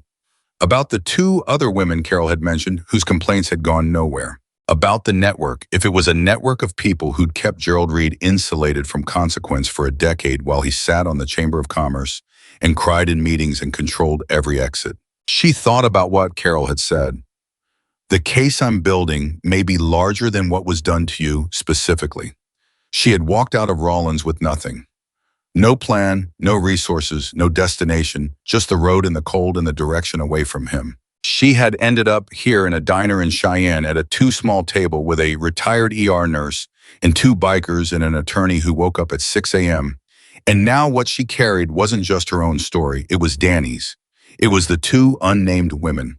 It was the evidence that this wasn't a private tragedy, but a sustained, organized act conducted by a man who had gambled for years that no one would ever have enough to do anything about it. He'd miscalculated. He'd miscalculated the moment he saw a white pickup slow down on Highway 30 and a girl sitting against the gas station wall and decided the situation was manageable. He'd miscalculated when he sent conciliatory texts that became documented violations. He'd miscalculated when he played his full hand against a 20-year-old woman who had it turned out walked straight into the path of the one person who would make calls at midnight to an attorney he trusted. She was done being a miscalculation he could correct. Carol called again at 1 p.m. Her voice was different from the morning, not higher exactly, but with a different electrical quality. The sound of someone carrying information that changed the weight of everything around it. The DA's office called me, Carol said. I want you to sit down before I tell you the rest. Samantha was already sitting at Margie's kitchen table where they had returned after the diner. Tell me. One of the women I mentioned the other 2 with complaints that went nowhere. She called the DA's office this morning. She saw news of the protective order. It got a brief mention in the Rollins paper online. A pause. She didn't just want to testify on. She brought records. 5 years of records she's been keeping. Dates, names, witnesses, photographs. She never stopped documenting. Samantha put her hand flat on the legal pad that was still on the table. The one Margie had written the questions on at 6 a.m. She felt the indentations of the pen marks through the paper. She's been keeping records for 5 years, Samantha said. Waiting for someone to make a first move, Carol said, because she couldn't. She was too exposed. But if someone else started it, then she could join it. Yes. Samantha thought about this woman. No name yet, no face, just the shape of her who had spent 5 years keeping records in the dark, not giving up, not destroying the evidence in a moment of despair or fear, just maintaining this careful archive of what had been done to her, waiting for the day it would have somewhere to go. 3 women, 3 sets of records, 3 voices. Gerald Reed had built an empire of silence on the assumption that each of them was alone and would stay that way. What happens now? Samantha asked. Now, Carol said, I think we go on a fence. Outside, the wind had picked up, and through the kitchen window, Samantha could hear it moving in the old trees, the sound of something with real roots holding on. Margie came in from the hallway, looked at her face, and apparently satisfied with what she found, they put the kettle on without saying anything. Jack texted at 1:15, heard from Carol. You doing okay? She typed back. Better than okay. I think we're just getting started. 3 seconds later, but that's what I thought. She set the phone down and looked at the legal pad and thought about a man in Rollins right now in his good suit on the phone with his attorney, beginning slowly with the specific resistance of someone who has never lost to understand that the situation was not what he had thought it was, that the girl who had walked away from him this time had not walked into nothing, that she had walked into something, and that something had been waiting in its own way just as long as he had. The third woman's name was Lauren Holt. Carol told Samantha that evening, sitting across from her at Margie's kitchen table with a folder open between them and 2 cups of tea going cold on either side. Lauren Holt, 31 years old, currently living in Laramie, formerly of Rollins, Wyoming. Formerly employed at Gerald Reed's auto shop on 5th Street, the largest of the 3, the one with the Chamber of Commerce plaque on the wall and the Little League sponsorship banner in the window. She had worked there at 22. She had left at 23. She had not left quietly, but she had left without being believed because Gerald Reed had gotten there first, had already established with the county HR office, and 2 members of the local business association that Lauren Holt was unstable, had a drinking problem, had a history of making accusations against employers.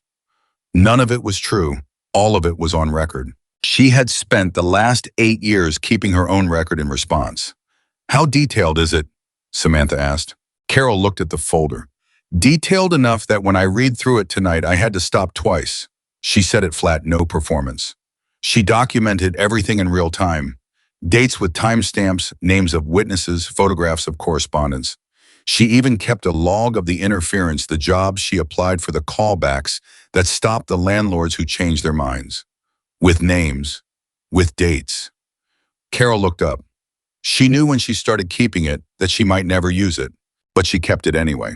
Samantha thought about that 8 years of a woman sitting with her records, maintaining them, refusing to let them become irrelevant, even when every practical signal said they were. That took a specific kind of faith. Not faith in any institution or any person, but in the abstract idea that eventually, if the record existed, there would be somewhere for it to go. She saw the news about the protective order, Carol said, in the Rollins paper online. 12 words about it, a brief note in the court announcements section. Most people would have scrolled past it. Carol paused. She called my office at 7:45 in the morning. She said, and I'm quoting directly, "Tell whoever did this that I've been waiting." The kitchen was very quiet. She wants to meet me, Samantha said. It wasn't a question. She wants to meet all 3 of you, her, you, and Danny.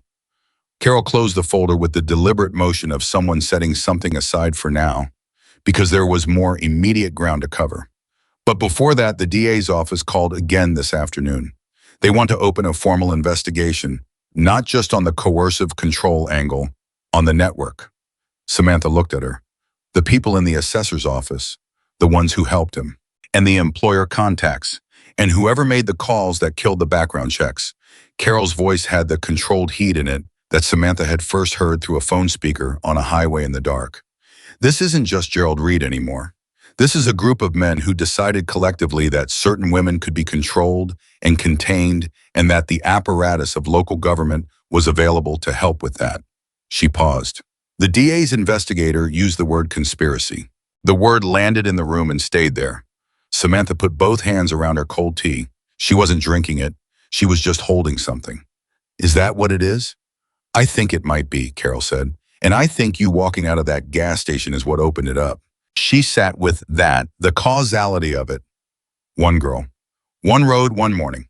The specific accident of 8 motorcycles pulling into a gas station on Highway 30 at the right moment in the chain of events that had followed. Danny Marsh in Fort Collins.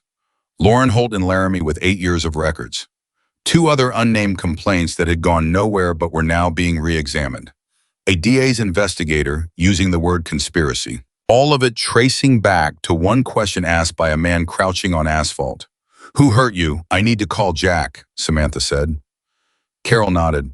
Tell him thank you from me, she said. I mean that professionally and personally. Samantha called him from the porch. He picked up on the second ring the way he always seemed to, as if his phone were always in his hand and he were always slightly expecting it to be her. DA's opening an investigation, she said. Not just on my case, on the whole thing, the network. A pause. How big? Carol says it might reach into the assessor's office, possibly the county attorney's office too. Another pause longer. You okay with that? That's a bigger fight than what you started. I know what I started, she said, and I know what it turned into. I'm okay with it. You sure? She looked out at the street. The old trees, the quiet neighborhood, the sky that was going the deep blue of early evening. She thought about Lauren Holt keeping records for 8 years in the faith that eventually there would be somewhere for them to go. She thought about Danny Marsh saying, I've been waiting for someone to get out for 5 years. I'm sure, she said. Jack was quiet for a moment. Then Ruiz and I are going to stay in Cheyenne a few more days, in case you need anything moved, or just in case. You don't have to do that. I know, he said. We're doing it anyway. She wanted to argue. She could feel the old reflex of it, I don't want to be a burden. I don't want to take up space. I don't want anyone to have to rearrange themselves on my account. She recognized the reflex now, which was not the same as being free of it, but was a start. Thank you, she said instead. Don't mention it. Jack. She stopped. Tried to find the right words for something that didn't quite fit in regular language. When you asked me who hurt me, did you know what was going to happen? Did you know it would go this far? He was quiet long enough that she thought he was considering whether to answer honestly. Then he said, no, I just knew you needed someone to ask. She nodded even though he couldn't see it. That was enough, she said. That was the whole thing, actually. The investigation moved faster than anyone expected, which Carol said was unusual, and which Samantha suspected had something to do with the specific way the DA's investigator had used the word conspiracy. When prosecutors had a word they wanted to use, things tended to move. Within 48 hours of the formal investigation opening, 3 of Gerald Reed's business associates had been called in for interviews. One of them, a man named Dale Cousins, who worked in the county assessor's office and had, according to Lauren Holt's records, personally made 2 calls on Gerald Reed's behalf to prospective employers, arrived for his interview with his own attorney. The attorney's presence meant he knew this was serious. Carol called Samantha when she heard. Cousins brought counsel, she said with the particular satisfaction of someone whose assessment of a situation has been confirmed, which means he knows what the exposure is, which means he's about to make a calculation about whether his loyalty to Gerald Reed is worth what it's going to cost him. Will he talk? Samantha asked. People in his position usually do, Carol said. The ones who help don't have the same investment in the story that the one who orchestrated it does. Cousins didn't abuse anyone. He made phone calls as a favor to a man he owed something to. When he understands that those phone calls have now made him part of a criminal conspiracy investigation, the loyalty tends to recalibrate very quickly. That was how it worked, Samantha was learning. Not dramatically, not the way it happened in movies where someone confessed in a sudden flood of remorse.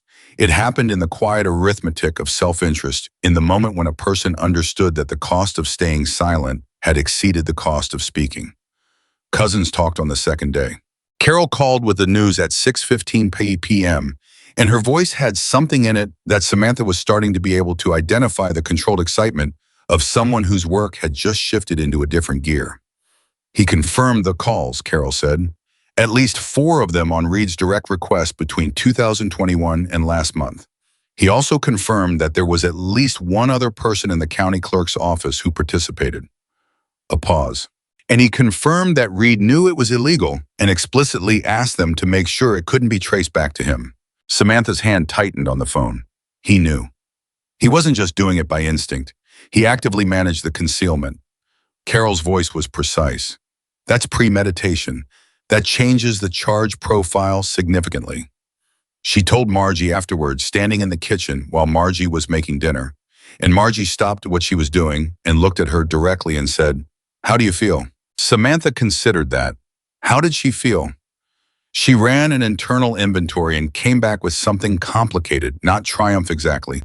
Not the clean victory emotion she might have expected. Something more layered. Relief, but the kind that came with exhaustion behind it, the way a muscle feels after you've finally been able to stop clenching it. Anger still, but quieter than it had been, as if it had somewhere to go now and was moving in that direction rather than building pressure with no outlet. And something else, something that took her a moment to name. Like it's real, she said finally. Like it's actually happening. Like it's not going to get closed and filed and made to disappear. Margie nodded, turned back to what she was doing. Good, she said. Hold on to that. The meeting with Lauren Holt happened on a Thursday, 6 days after Samantha had walked out of Rollins. Danny drove up from Fort Collins. Lauren drove over from Laramie. They met at Margie's house, which had quietly become a kind of headquarters without anyone officially designating it as such, the way places sometimes absorb the function that's needed from them. Samantha had been nervous in a way she hadn't anticipated. She'd handled the courtroom and the deputy and the phone calls from her father and the DA's investigators' questions with a steadiness that surprised her even as it was happening.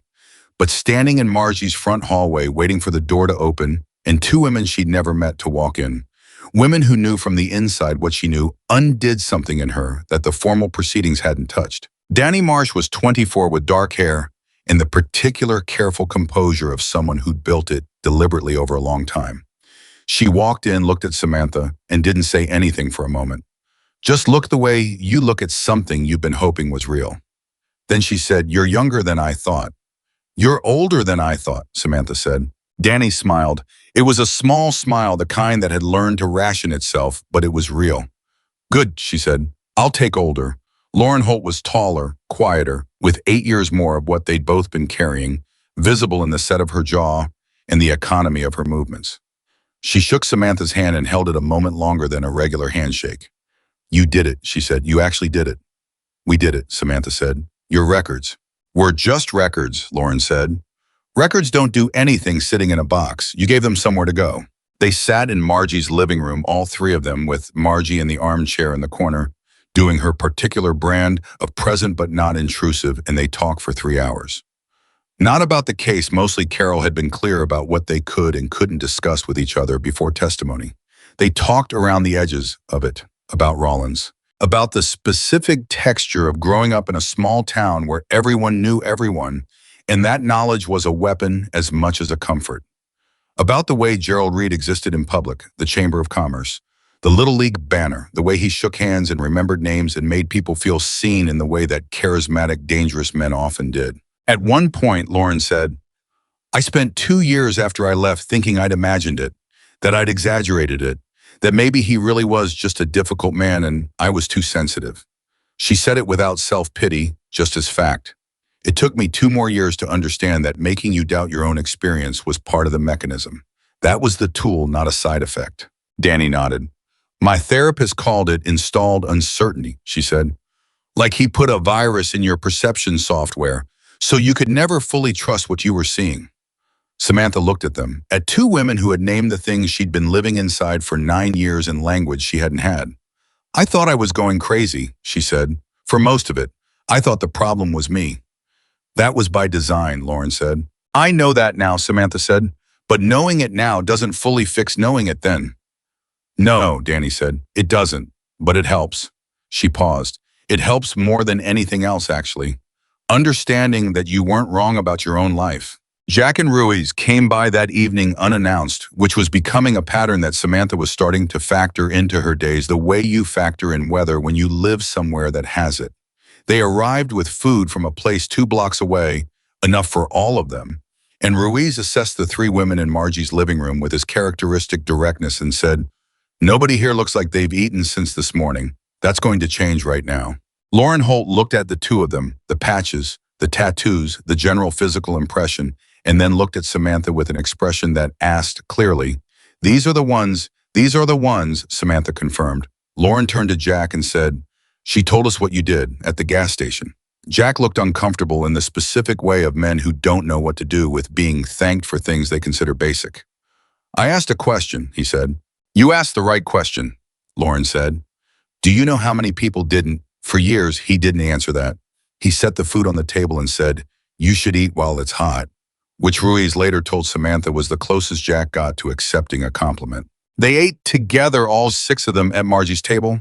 That was too small, the same way the diner table had been too small, and Samantha thought that maybe the too small table was becoming a theme, that the important things in her life right now were all happening in spaces that were slightly cramped, where people had to angle themselves to fit where nobody had quite enough room, but everyone stayed anyway. It was 2 days later that Gerald Reed made his last move. Carol called at 8 a.m. with the particular tone of someone who had been preparing for this and was ready. His attorney filed a motion to dismiss the investigation on the grounds of prosecutorial overreach and political bias, she said. He's also, and this is the part I want you to be ready for, he's granted an interview to a reporter from the Rawlins Daily Bulletin. It goes live this afternoon. "What does he say?" Samantha asked. "I've seen an advance copy. He says," Carol paused, and Samantha could hear her choosing how to deliver this.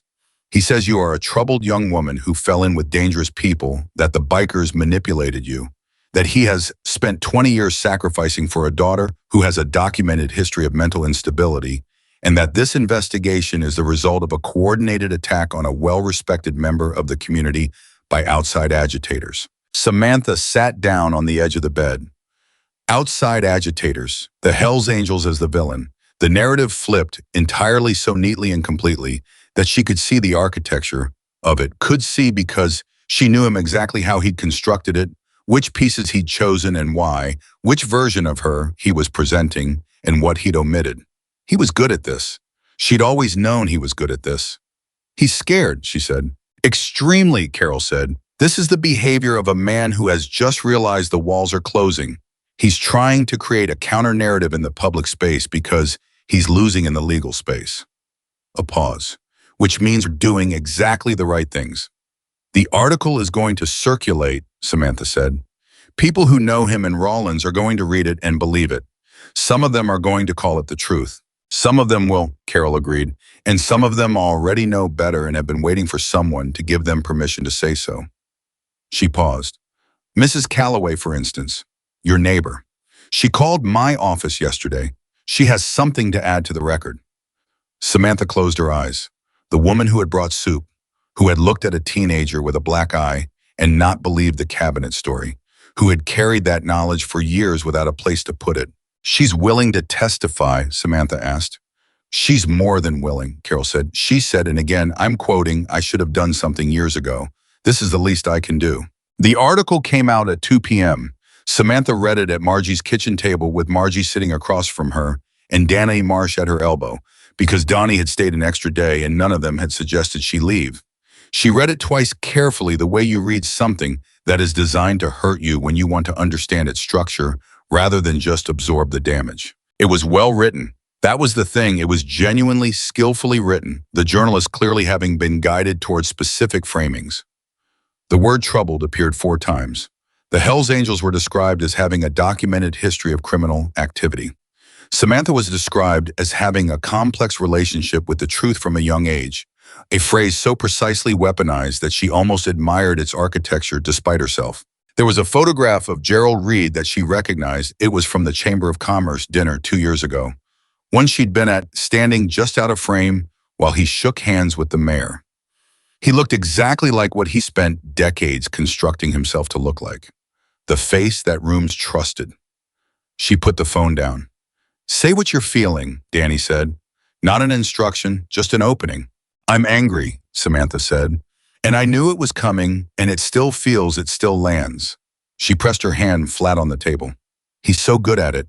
He's been doing it so long. He made me into a character in a story he controls, and even now, even knowing everything I know, reading it still reaches the part of you that was trained to doubt yourself, Lauren said from the doorway. She'd come out of the other room silently. That doesn't mean he's right. That means the training is deep. Samantha looked at her. How do you fight that? The instinct to doubt yourself even when you know better. Lauren thought about it. You collect evidence against it, she said. The same way you collect evidence against him. Every time you doubt yourself and then reality confirms what you knew, you add it to the record. Eventually the record gets heavy enough that the doubt can't lift it anymore. Margie, who had been quiet at her end of the table, said, "That's the best explanation of healing I've ever heard from someone who doesn't have a clinical license." Lauren looked at her. I had 8 years to think about it. Samantha's phone buzzed. Jack. She picked up. Saw the article, he said. And his attorney is going to file whatever motions he files, and the journalist is going to print whatever he prints, and your father is going to tell the story that keeps him alive. Jack's voice was level, not comforting in any performed way, just steady. None of that changes what Carol has. None of it changes Cousin's testimony. None of it changes Lauren's records, or Danny's statement, or what Mrs. Calloway saw. A pause. He's making noise because that's all he has left. She breathed. I know that. Do you believe it? She thought about the courtroom, about declining the call on the highway, about saying, for the first time in a long time, yes when the deputy asked if she felt safe, and meaning it so completely that it had surprised her. I'm getting there, she said. Good enough, Jack said. The DA's investigator, a woman named Kim Salter, who had the compressed efficiency of someone doing the work of 3 people, and had made peace with it, called Carol that same afternoon to inform her that Dale Cousin's testimony had been corroborated by a second source, the other person from the county clerk's office who had participated in the interference scheme. That person had not waited to be subpoenaed, had called in fact before a subpoena was prepared. 2 people turning at the same time. Carol relayed this to Samantha and said, when the second domino falls without being pushed, the third and fourth follow quickly. This is the moment in an investigation where everything that was held in place by mutual silence starts to come loose. Gerald Reed's attorney filed the motion to dismiss the following morning. Judge Harmon denied it by noon. The denial came with a note. Judges didn't always write notes on procedural denials, Carol said. But Harmon did this time, and what she wrote was 3 sentences that Carol read to Samantha verbatim. The motion presents no compelling legal basis for dismissal and appears designed to impede rather than address the substance of the investigation. The documentation before this court suggests a pattern of conduct that warrants full examination. Motion denied. Samantha read those 3 sentences 4 times. She read them the way you read something that you want to make permanent, to press into memory so that it stays there. A pattern of conduct that warrants full examination. A judge had written that, on record, about Gerald Reed, who had cried in a CPS meeting, who had produced conciliatory texts as evidence of patience, who had called a journalist and built a careful story about outside agitators and a troubled daughter. A judge had looked at all of it and written a pattern of conduct. That evening, Jack and Ruiz came by one more time. Not with food this time, just to sit, which had become its own kind of thing, Samantha was learning. The way you could need someone to just be present without needing them to do anything about it. They sat in Margie's living room, all of them, the 3 women and the 2 bikers, and Margie in her chair, and the conversation wandered across completely inconsequential territory for an hour, places Ruiz had ridden through. A story Danny had about a disastrous road trip to Colorado. Something Lauren said about a dog she'd had in Laramie, who had an irrational fear of mailboxes, and it was ordinary in the way that Samantha was beginning to understand ordinary could be. Not nothing, the opposite of nothing. Ordinary meaning safe enough that nobody needed to perform or manage or plan, safe enough to just be where they were. At some point, Ruiz looked at Samantha and said quietly, so the conversation around them covered it, "You thought about what's next after the legal stuff settles?" She had. Fragmented thoughts, not a plan yet, but thoughts. "I want to stay in Cheyenne for a while," she said. "Margie says there's a community college here. I never finished my associates." "What would you study?" she considered. "Social work, maybe." She said it carefully, testing the word in her mouth. Or family law, something that... She paused. I know what it's like when the system doesn't work. I want to know how to make it work for someone else. Ruiz looked at her for a moment. Lauren kept records for 8 years, he said. You were out here 2 days and you pulled 3 women and a DA's investigation together. He said it not as flattery but as observation, the way he said most things. You might be good at it. I might be, she said. She looked around the room, at Danny, who had waited 5 years, at Lauren, who had kept her records in the faith that eventually they would matter, at Margie, who had opened her house to a girl she'd never met because a biker she trusted had called and asked, at Jack, who didn't look like the kind of person who changed lives and did it anyway quietly on the side of the road, one question at a time. She thought about the girl at the gas station, the one who had calculated exit routes and made herself small and prepared the clean excuse she'd never gotten to use. She was still that girl in the ways that mattered, still carrying the 9 years, still doing the work of unlearning what she'd been trained to believe about herself. That didn't disappear. Lauren had said it and she knew it was true. Some things took a long time and a lot of evidence, and you collected both the way you collected everything else, one piece at a time. But she was also here, in this room, with these people. And Gerald Reed was in Rollins watching his second domino fall, waiting for the third. She was done being the wall that held his dominoes up. The third domino fell on a Tuesday. Carol called at 7:49 in the morning, before Samantha had finished her first cup of coffee, before Margie had come downstairs, before the day had fully committed to being a day. Samantha picked up on the first ring because she'd been sleeping lightly for a week. Her nervous system still running its old program, even as the rest of her was learning new ones. Raymond Holt, Carol said, no preamble, county attorney's office. He was the one who buried the original complaint Lauren filed in 2018. He called the DA's investigator this morning at 6 a.m. before his attorney told him to. Samantha set down her mug. He called voluntarily. He called voluntarily, Carol confirmed, which means he didn't calculate. He panicked, which means he knows the full scope of what he's exposed to, and he decided that getting ahead of it was better than waiting for the subpoena. A pause with something electric in it. He gave them Gerald Reed directly, not circumstantially. Directly. Confirmed that Reed approached him personally in 2018, explained what he wanted done with Lauren's complaint, and offered a specific exchange of favors. All of it on record. The kitchen was very quiet around Samantha. That's not a pattern anymore, she said slowly. That's a transaction. That's a transaction, Carol said. And a transaction has 2 parties, both of whom can be charged. She let that sit for exactly 1 second. Kim Salter is presenting to the grand jury this week. She called me last night to give me advance notice as a professional courtesy. Another pause. Samantha, I want you to understand what that means. Grand jury presentation means the DA's office believes they have enough. They wouldn't move this fast if they didn't. She pressed her hand flat on the table. The same gesture she'd been making for days, grounding herself against surfaces, checking that things were real. How long until we know? Grand juries typically deliberate between 1 and 5 days for cases at this level, Carol said. But given the number of cooperating witnesses and the documentation Lauren provided, I'd say closer to 1. After she hung up, Samantha sat alone in Margie's kitchen and did not move for several minutes. She wasn't thinking exactly.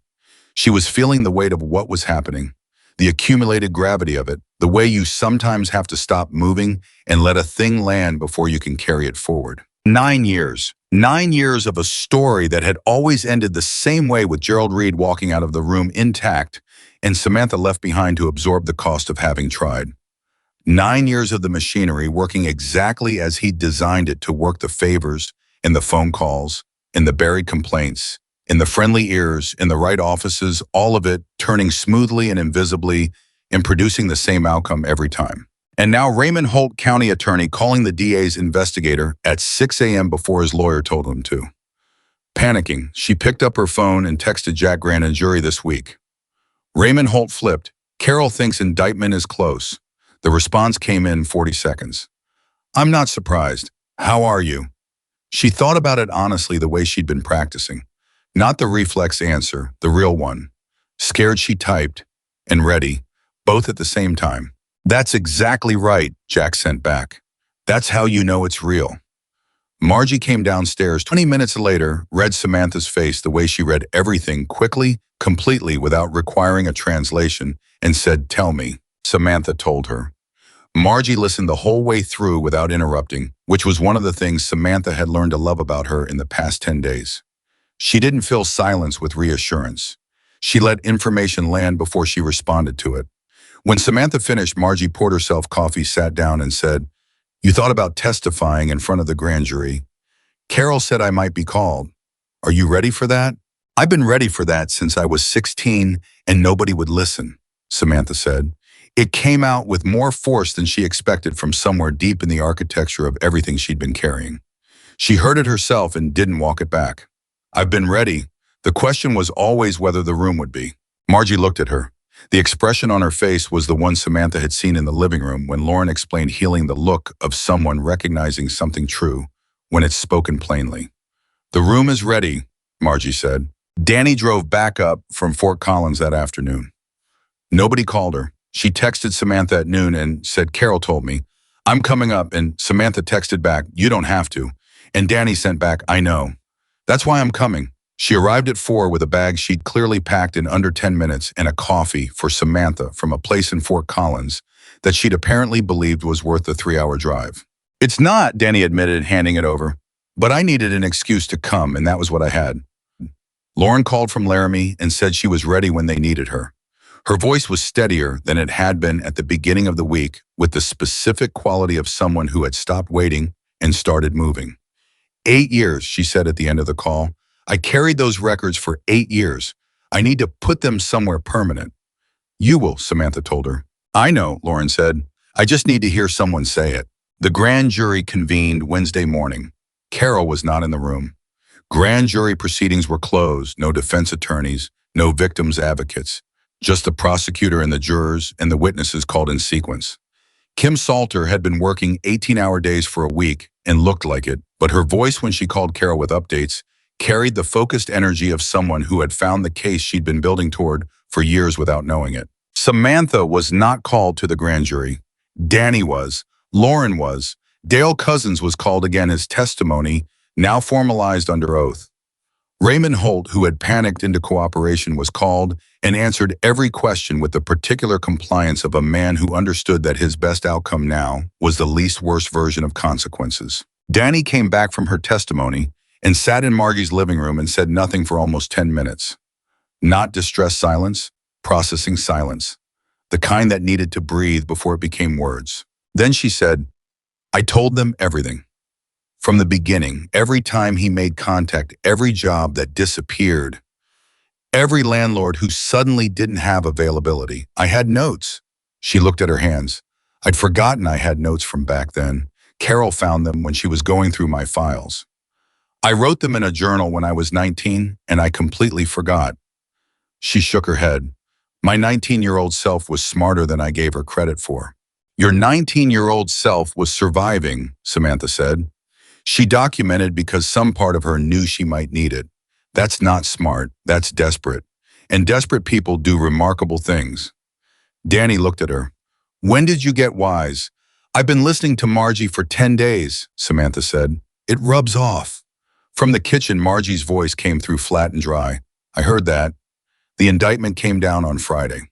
Carol called at 2:17 p.m. and said, "Geraldine Reed indicted on 4 counts of coercive control and criminal harassment, 2 counts of conspiracy to obstruct justice, and 1 count of criminal interference with employment and housing, a charge that was, if I do say so, novel and required some creative legal architecture." A pause. "Raymond Holt indicted on 2 counts. Dale Cousins 1 count with a cooperation agreement in place." Samantha was sitting on Margie's porch when the call came.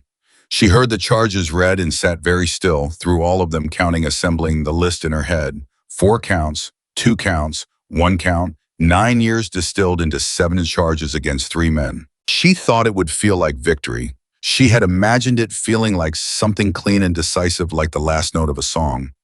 Instead, it felt like removing a weight she'd carried so long that her body had built itself around it, and now that it was gone, she had to relearn what her posture was without it. "He's being processed now," Carol said. "His attorney will arrange bail. He'll be out by this evening, but he'll have conditions: no contact, restricted travel, surrender of passport." "He won't take this quietly," Samantha said. "No," Carol agreed. "He won't. The trial is the next step and he'll fight every inch of it. This isn't over and I won't tell you it is. A pause. But he is no longer a man who has never faced consequences. That is permanently true now, regardless of what happens next. He has been indicted. That goes on record. That doesn't disappear. She sat with that, permanently true. The thing about Gerald Reed's power, the source of it, had always been its invisibility, the way it operated without leaving marks that anyone in authority would acknowledge. It had happened and continued happening in the space between what everyone knew and what anyone would officially recognize. The indictment collapsed that space. It put what everyone knew into the official record. It made the invisible permanent. Carol, Samantha said, thank you. Don't thank me yet, Carol said, but her voice had something in it that wasn't quite professional. Thank me when the verdict comes in. She called Jack next. He picked up before the first ring finished, which she had stopped finding surprising. He's indicted, she said. A silence. Not surprise, she could tell. It wasn't surprise. It was the silence of a man receiving confirmation of something he believed since a Thursday morning at Highway 30. 4 counts, she said. Conspiracy, criminal interference. Good, Jack said. Just that word. Then how do you feel? She had been asked this question every day for 10 days, and she was getting better at the honest answer. Like it's real, she said.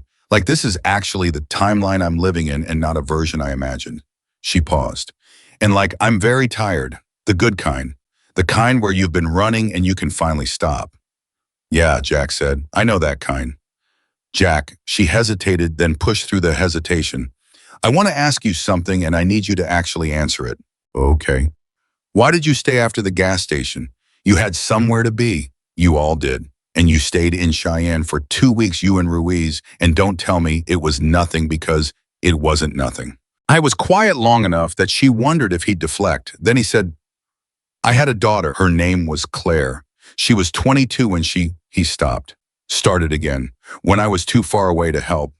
When I didn't know she needed it until it was too late. A pause that held a decade of weight. I can't go back and be where I wasn't, but I can be where I am. Another pause. You were sitting outside that gas station and 3 people walked past you.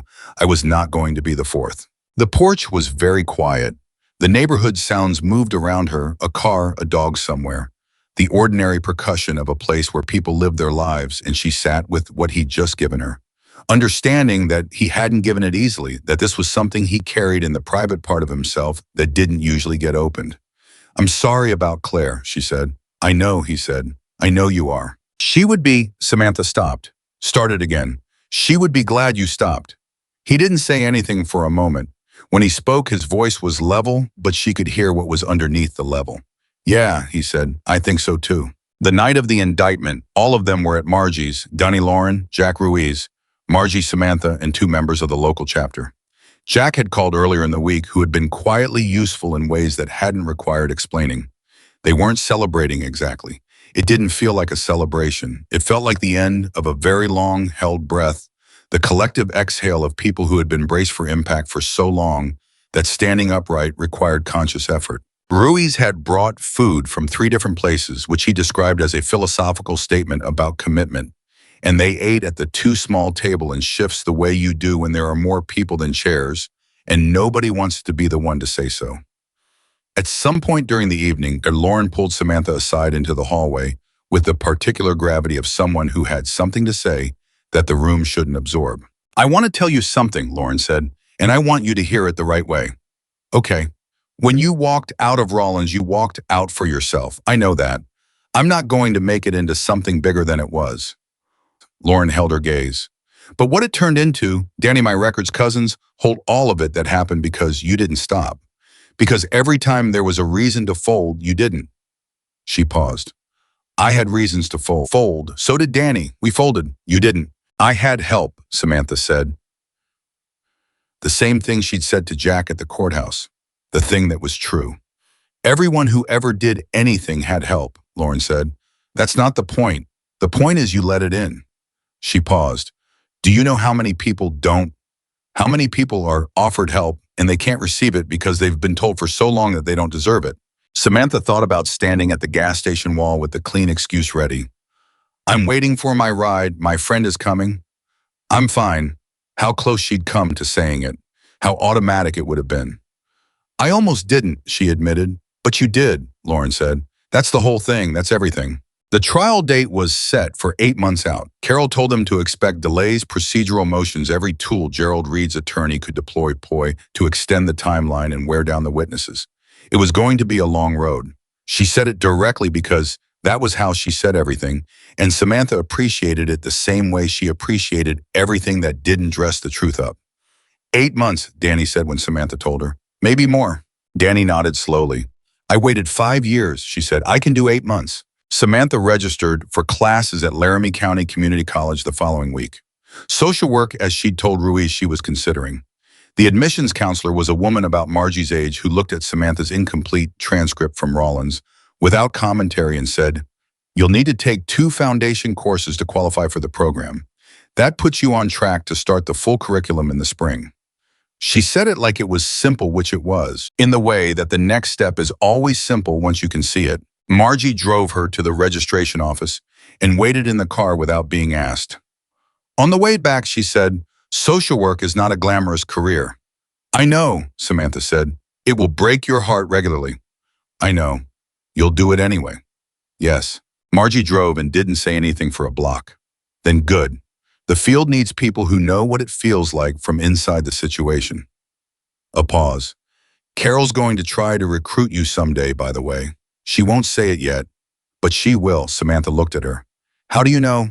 "Because she sent me a text last week that said verbatim, 'That girl thinks like a lawyer.' Carol does not say that casually." Margie kept her eyes on the road. "I'm just giving you advance notice, so you're not surprised." Jack and Ruiz left Cheyenne on a Wednesday 18 days after they'd arrived, which was 14 days longer than they'd planned, and 3 days longer than Jack had said they'd stay, and which neither of them mentioned as a thing that had happened. They came by Margie's house in the morning, and it was brief the way goodbyes were brief when they weren't actually endings. Ruiz hugged her, which she hadn't expected, in which she received without stiffening, which was its own kind of progress. "Fort Collins is 3 hours from here," he said. "Cheyenne's on the way to a lot of places we ride through." He shrugged like it was geographical coincidence. "Just noting that." "Noted," she said. Jack stood at the edge of the driveway.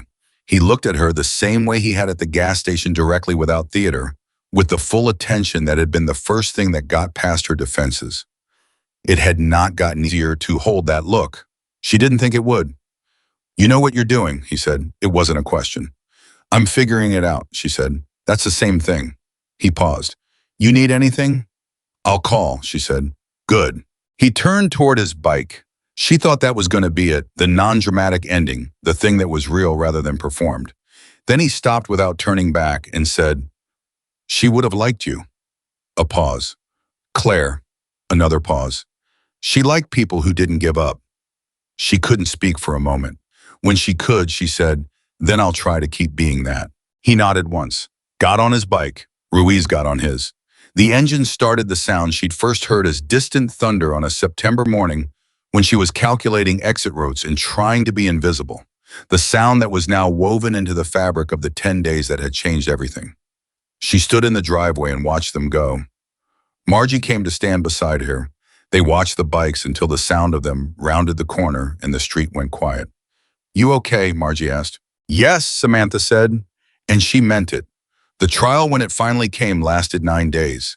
Samantha testified on day 4.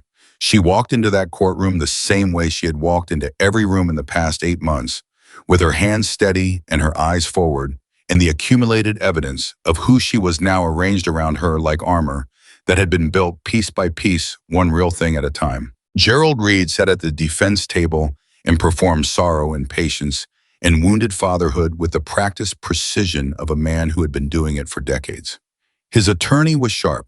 The cross-examination was long and deliberately exhausting, designed to make her doubt herself, to trip her on details, to find the seam in her composure and pull it. It didn't find one. Because she wasn't performing composure. She was just telling the truth, which was the simplest and most durable thing she'd ever done, and which no amount of cross-examination could destabilize because there was nothing being held up artificially, no story to keep straight, no version to maintain, just the thing that had happened laid out plainly and in order. When it was done, she walked out of the witness stand and back to her seat, and Carol touched her arm once the brief professional contact that had become its own language between them, and what it said was exactly right.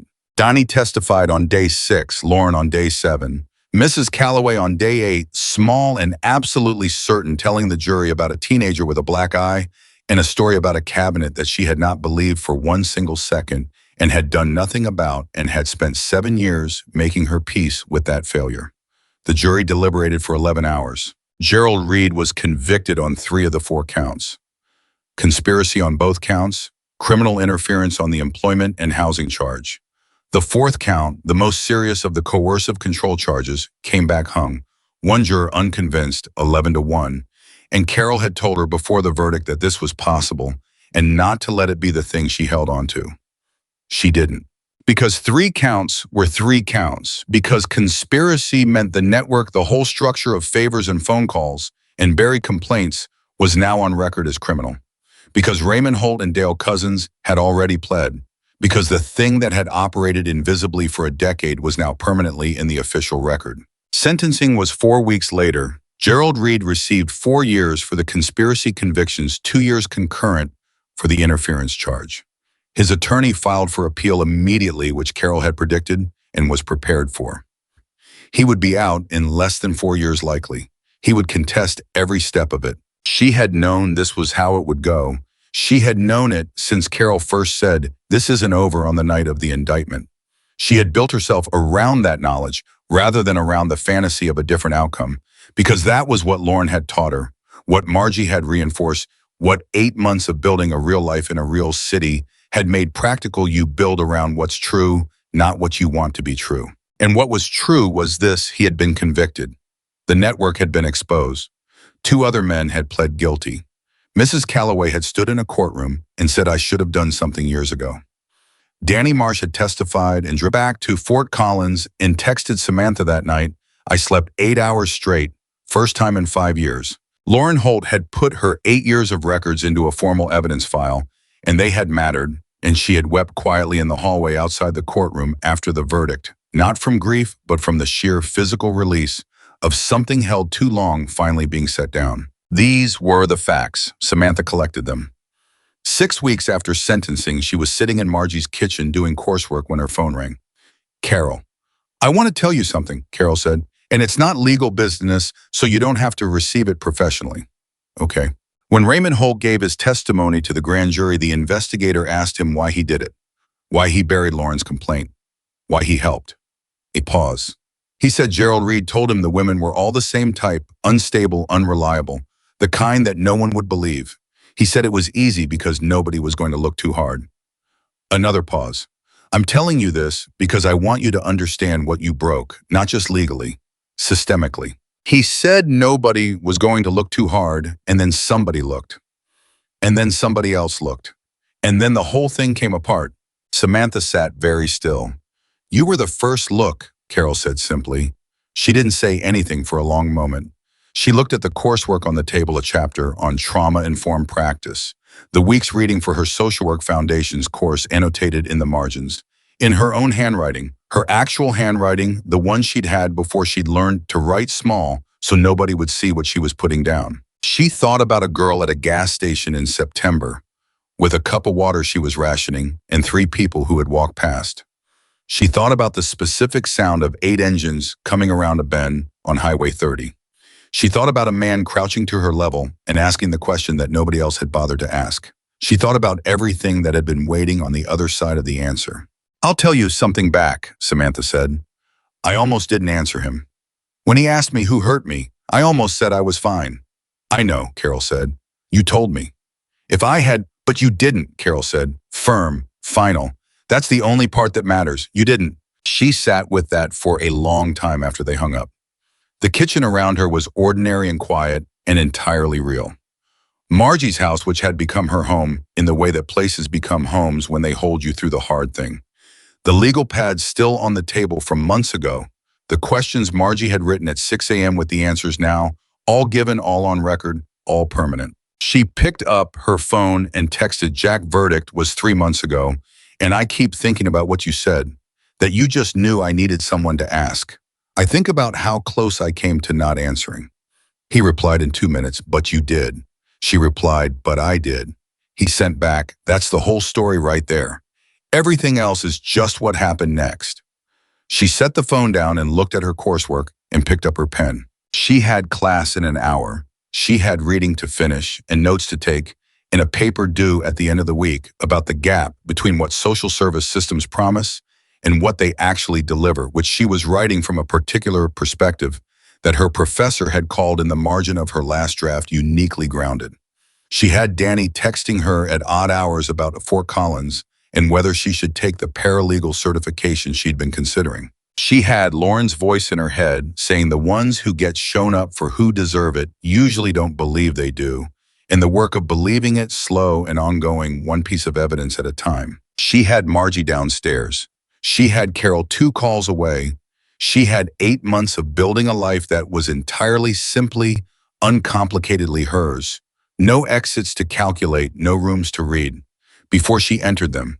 No version of herself to perform for the person who needed her small. She had all of it, and she had gotten there by doing one thing, by answering. One man had asked who hurt her, and she had told him the truth, and the truth had moved through everything Gerald Reed had built to contain it and brought the whole structure down. Not because the truth was magic, not because the world was fair, or the system was just, or the right people always showed up at the right time, but because the truth spoken plainly to someone who was actually listening was the most durable thing she had ever found. More durable than 9 years of silence. More durable than a man in a good suit who could cry on command. More durable than buried complaints in kill job applications in a network of favors designed to make certain women disappear. She had been 20 years old and rationing a cup of water against a gas station wall, and she had said, "My dad," and she had not looked away. That was where it started. Everything Gerald Reed had built, she had outlasted. And Samantha Reed, 21 years old, enrolled in her second semester with a legal pad full of answered questions and a phone full of people who answered when she called, picked up her pen, and got back to work.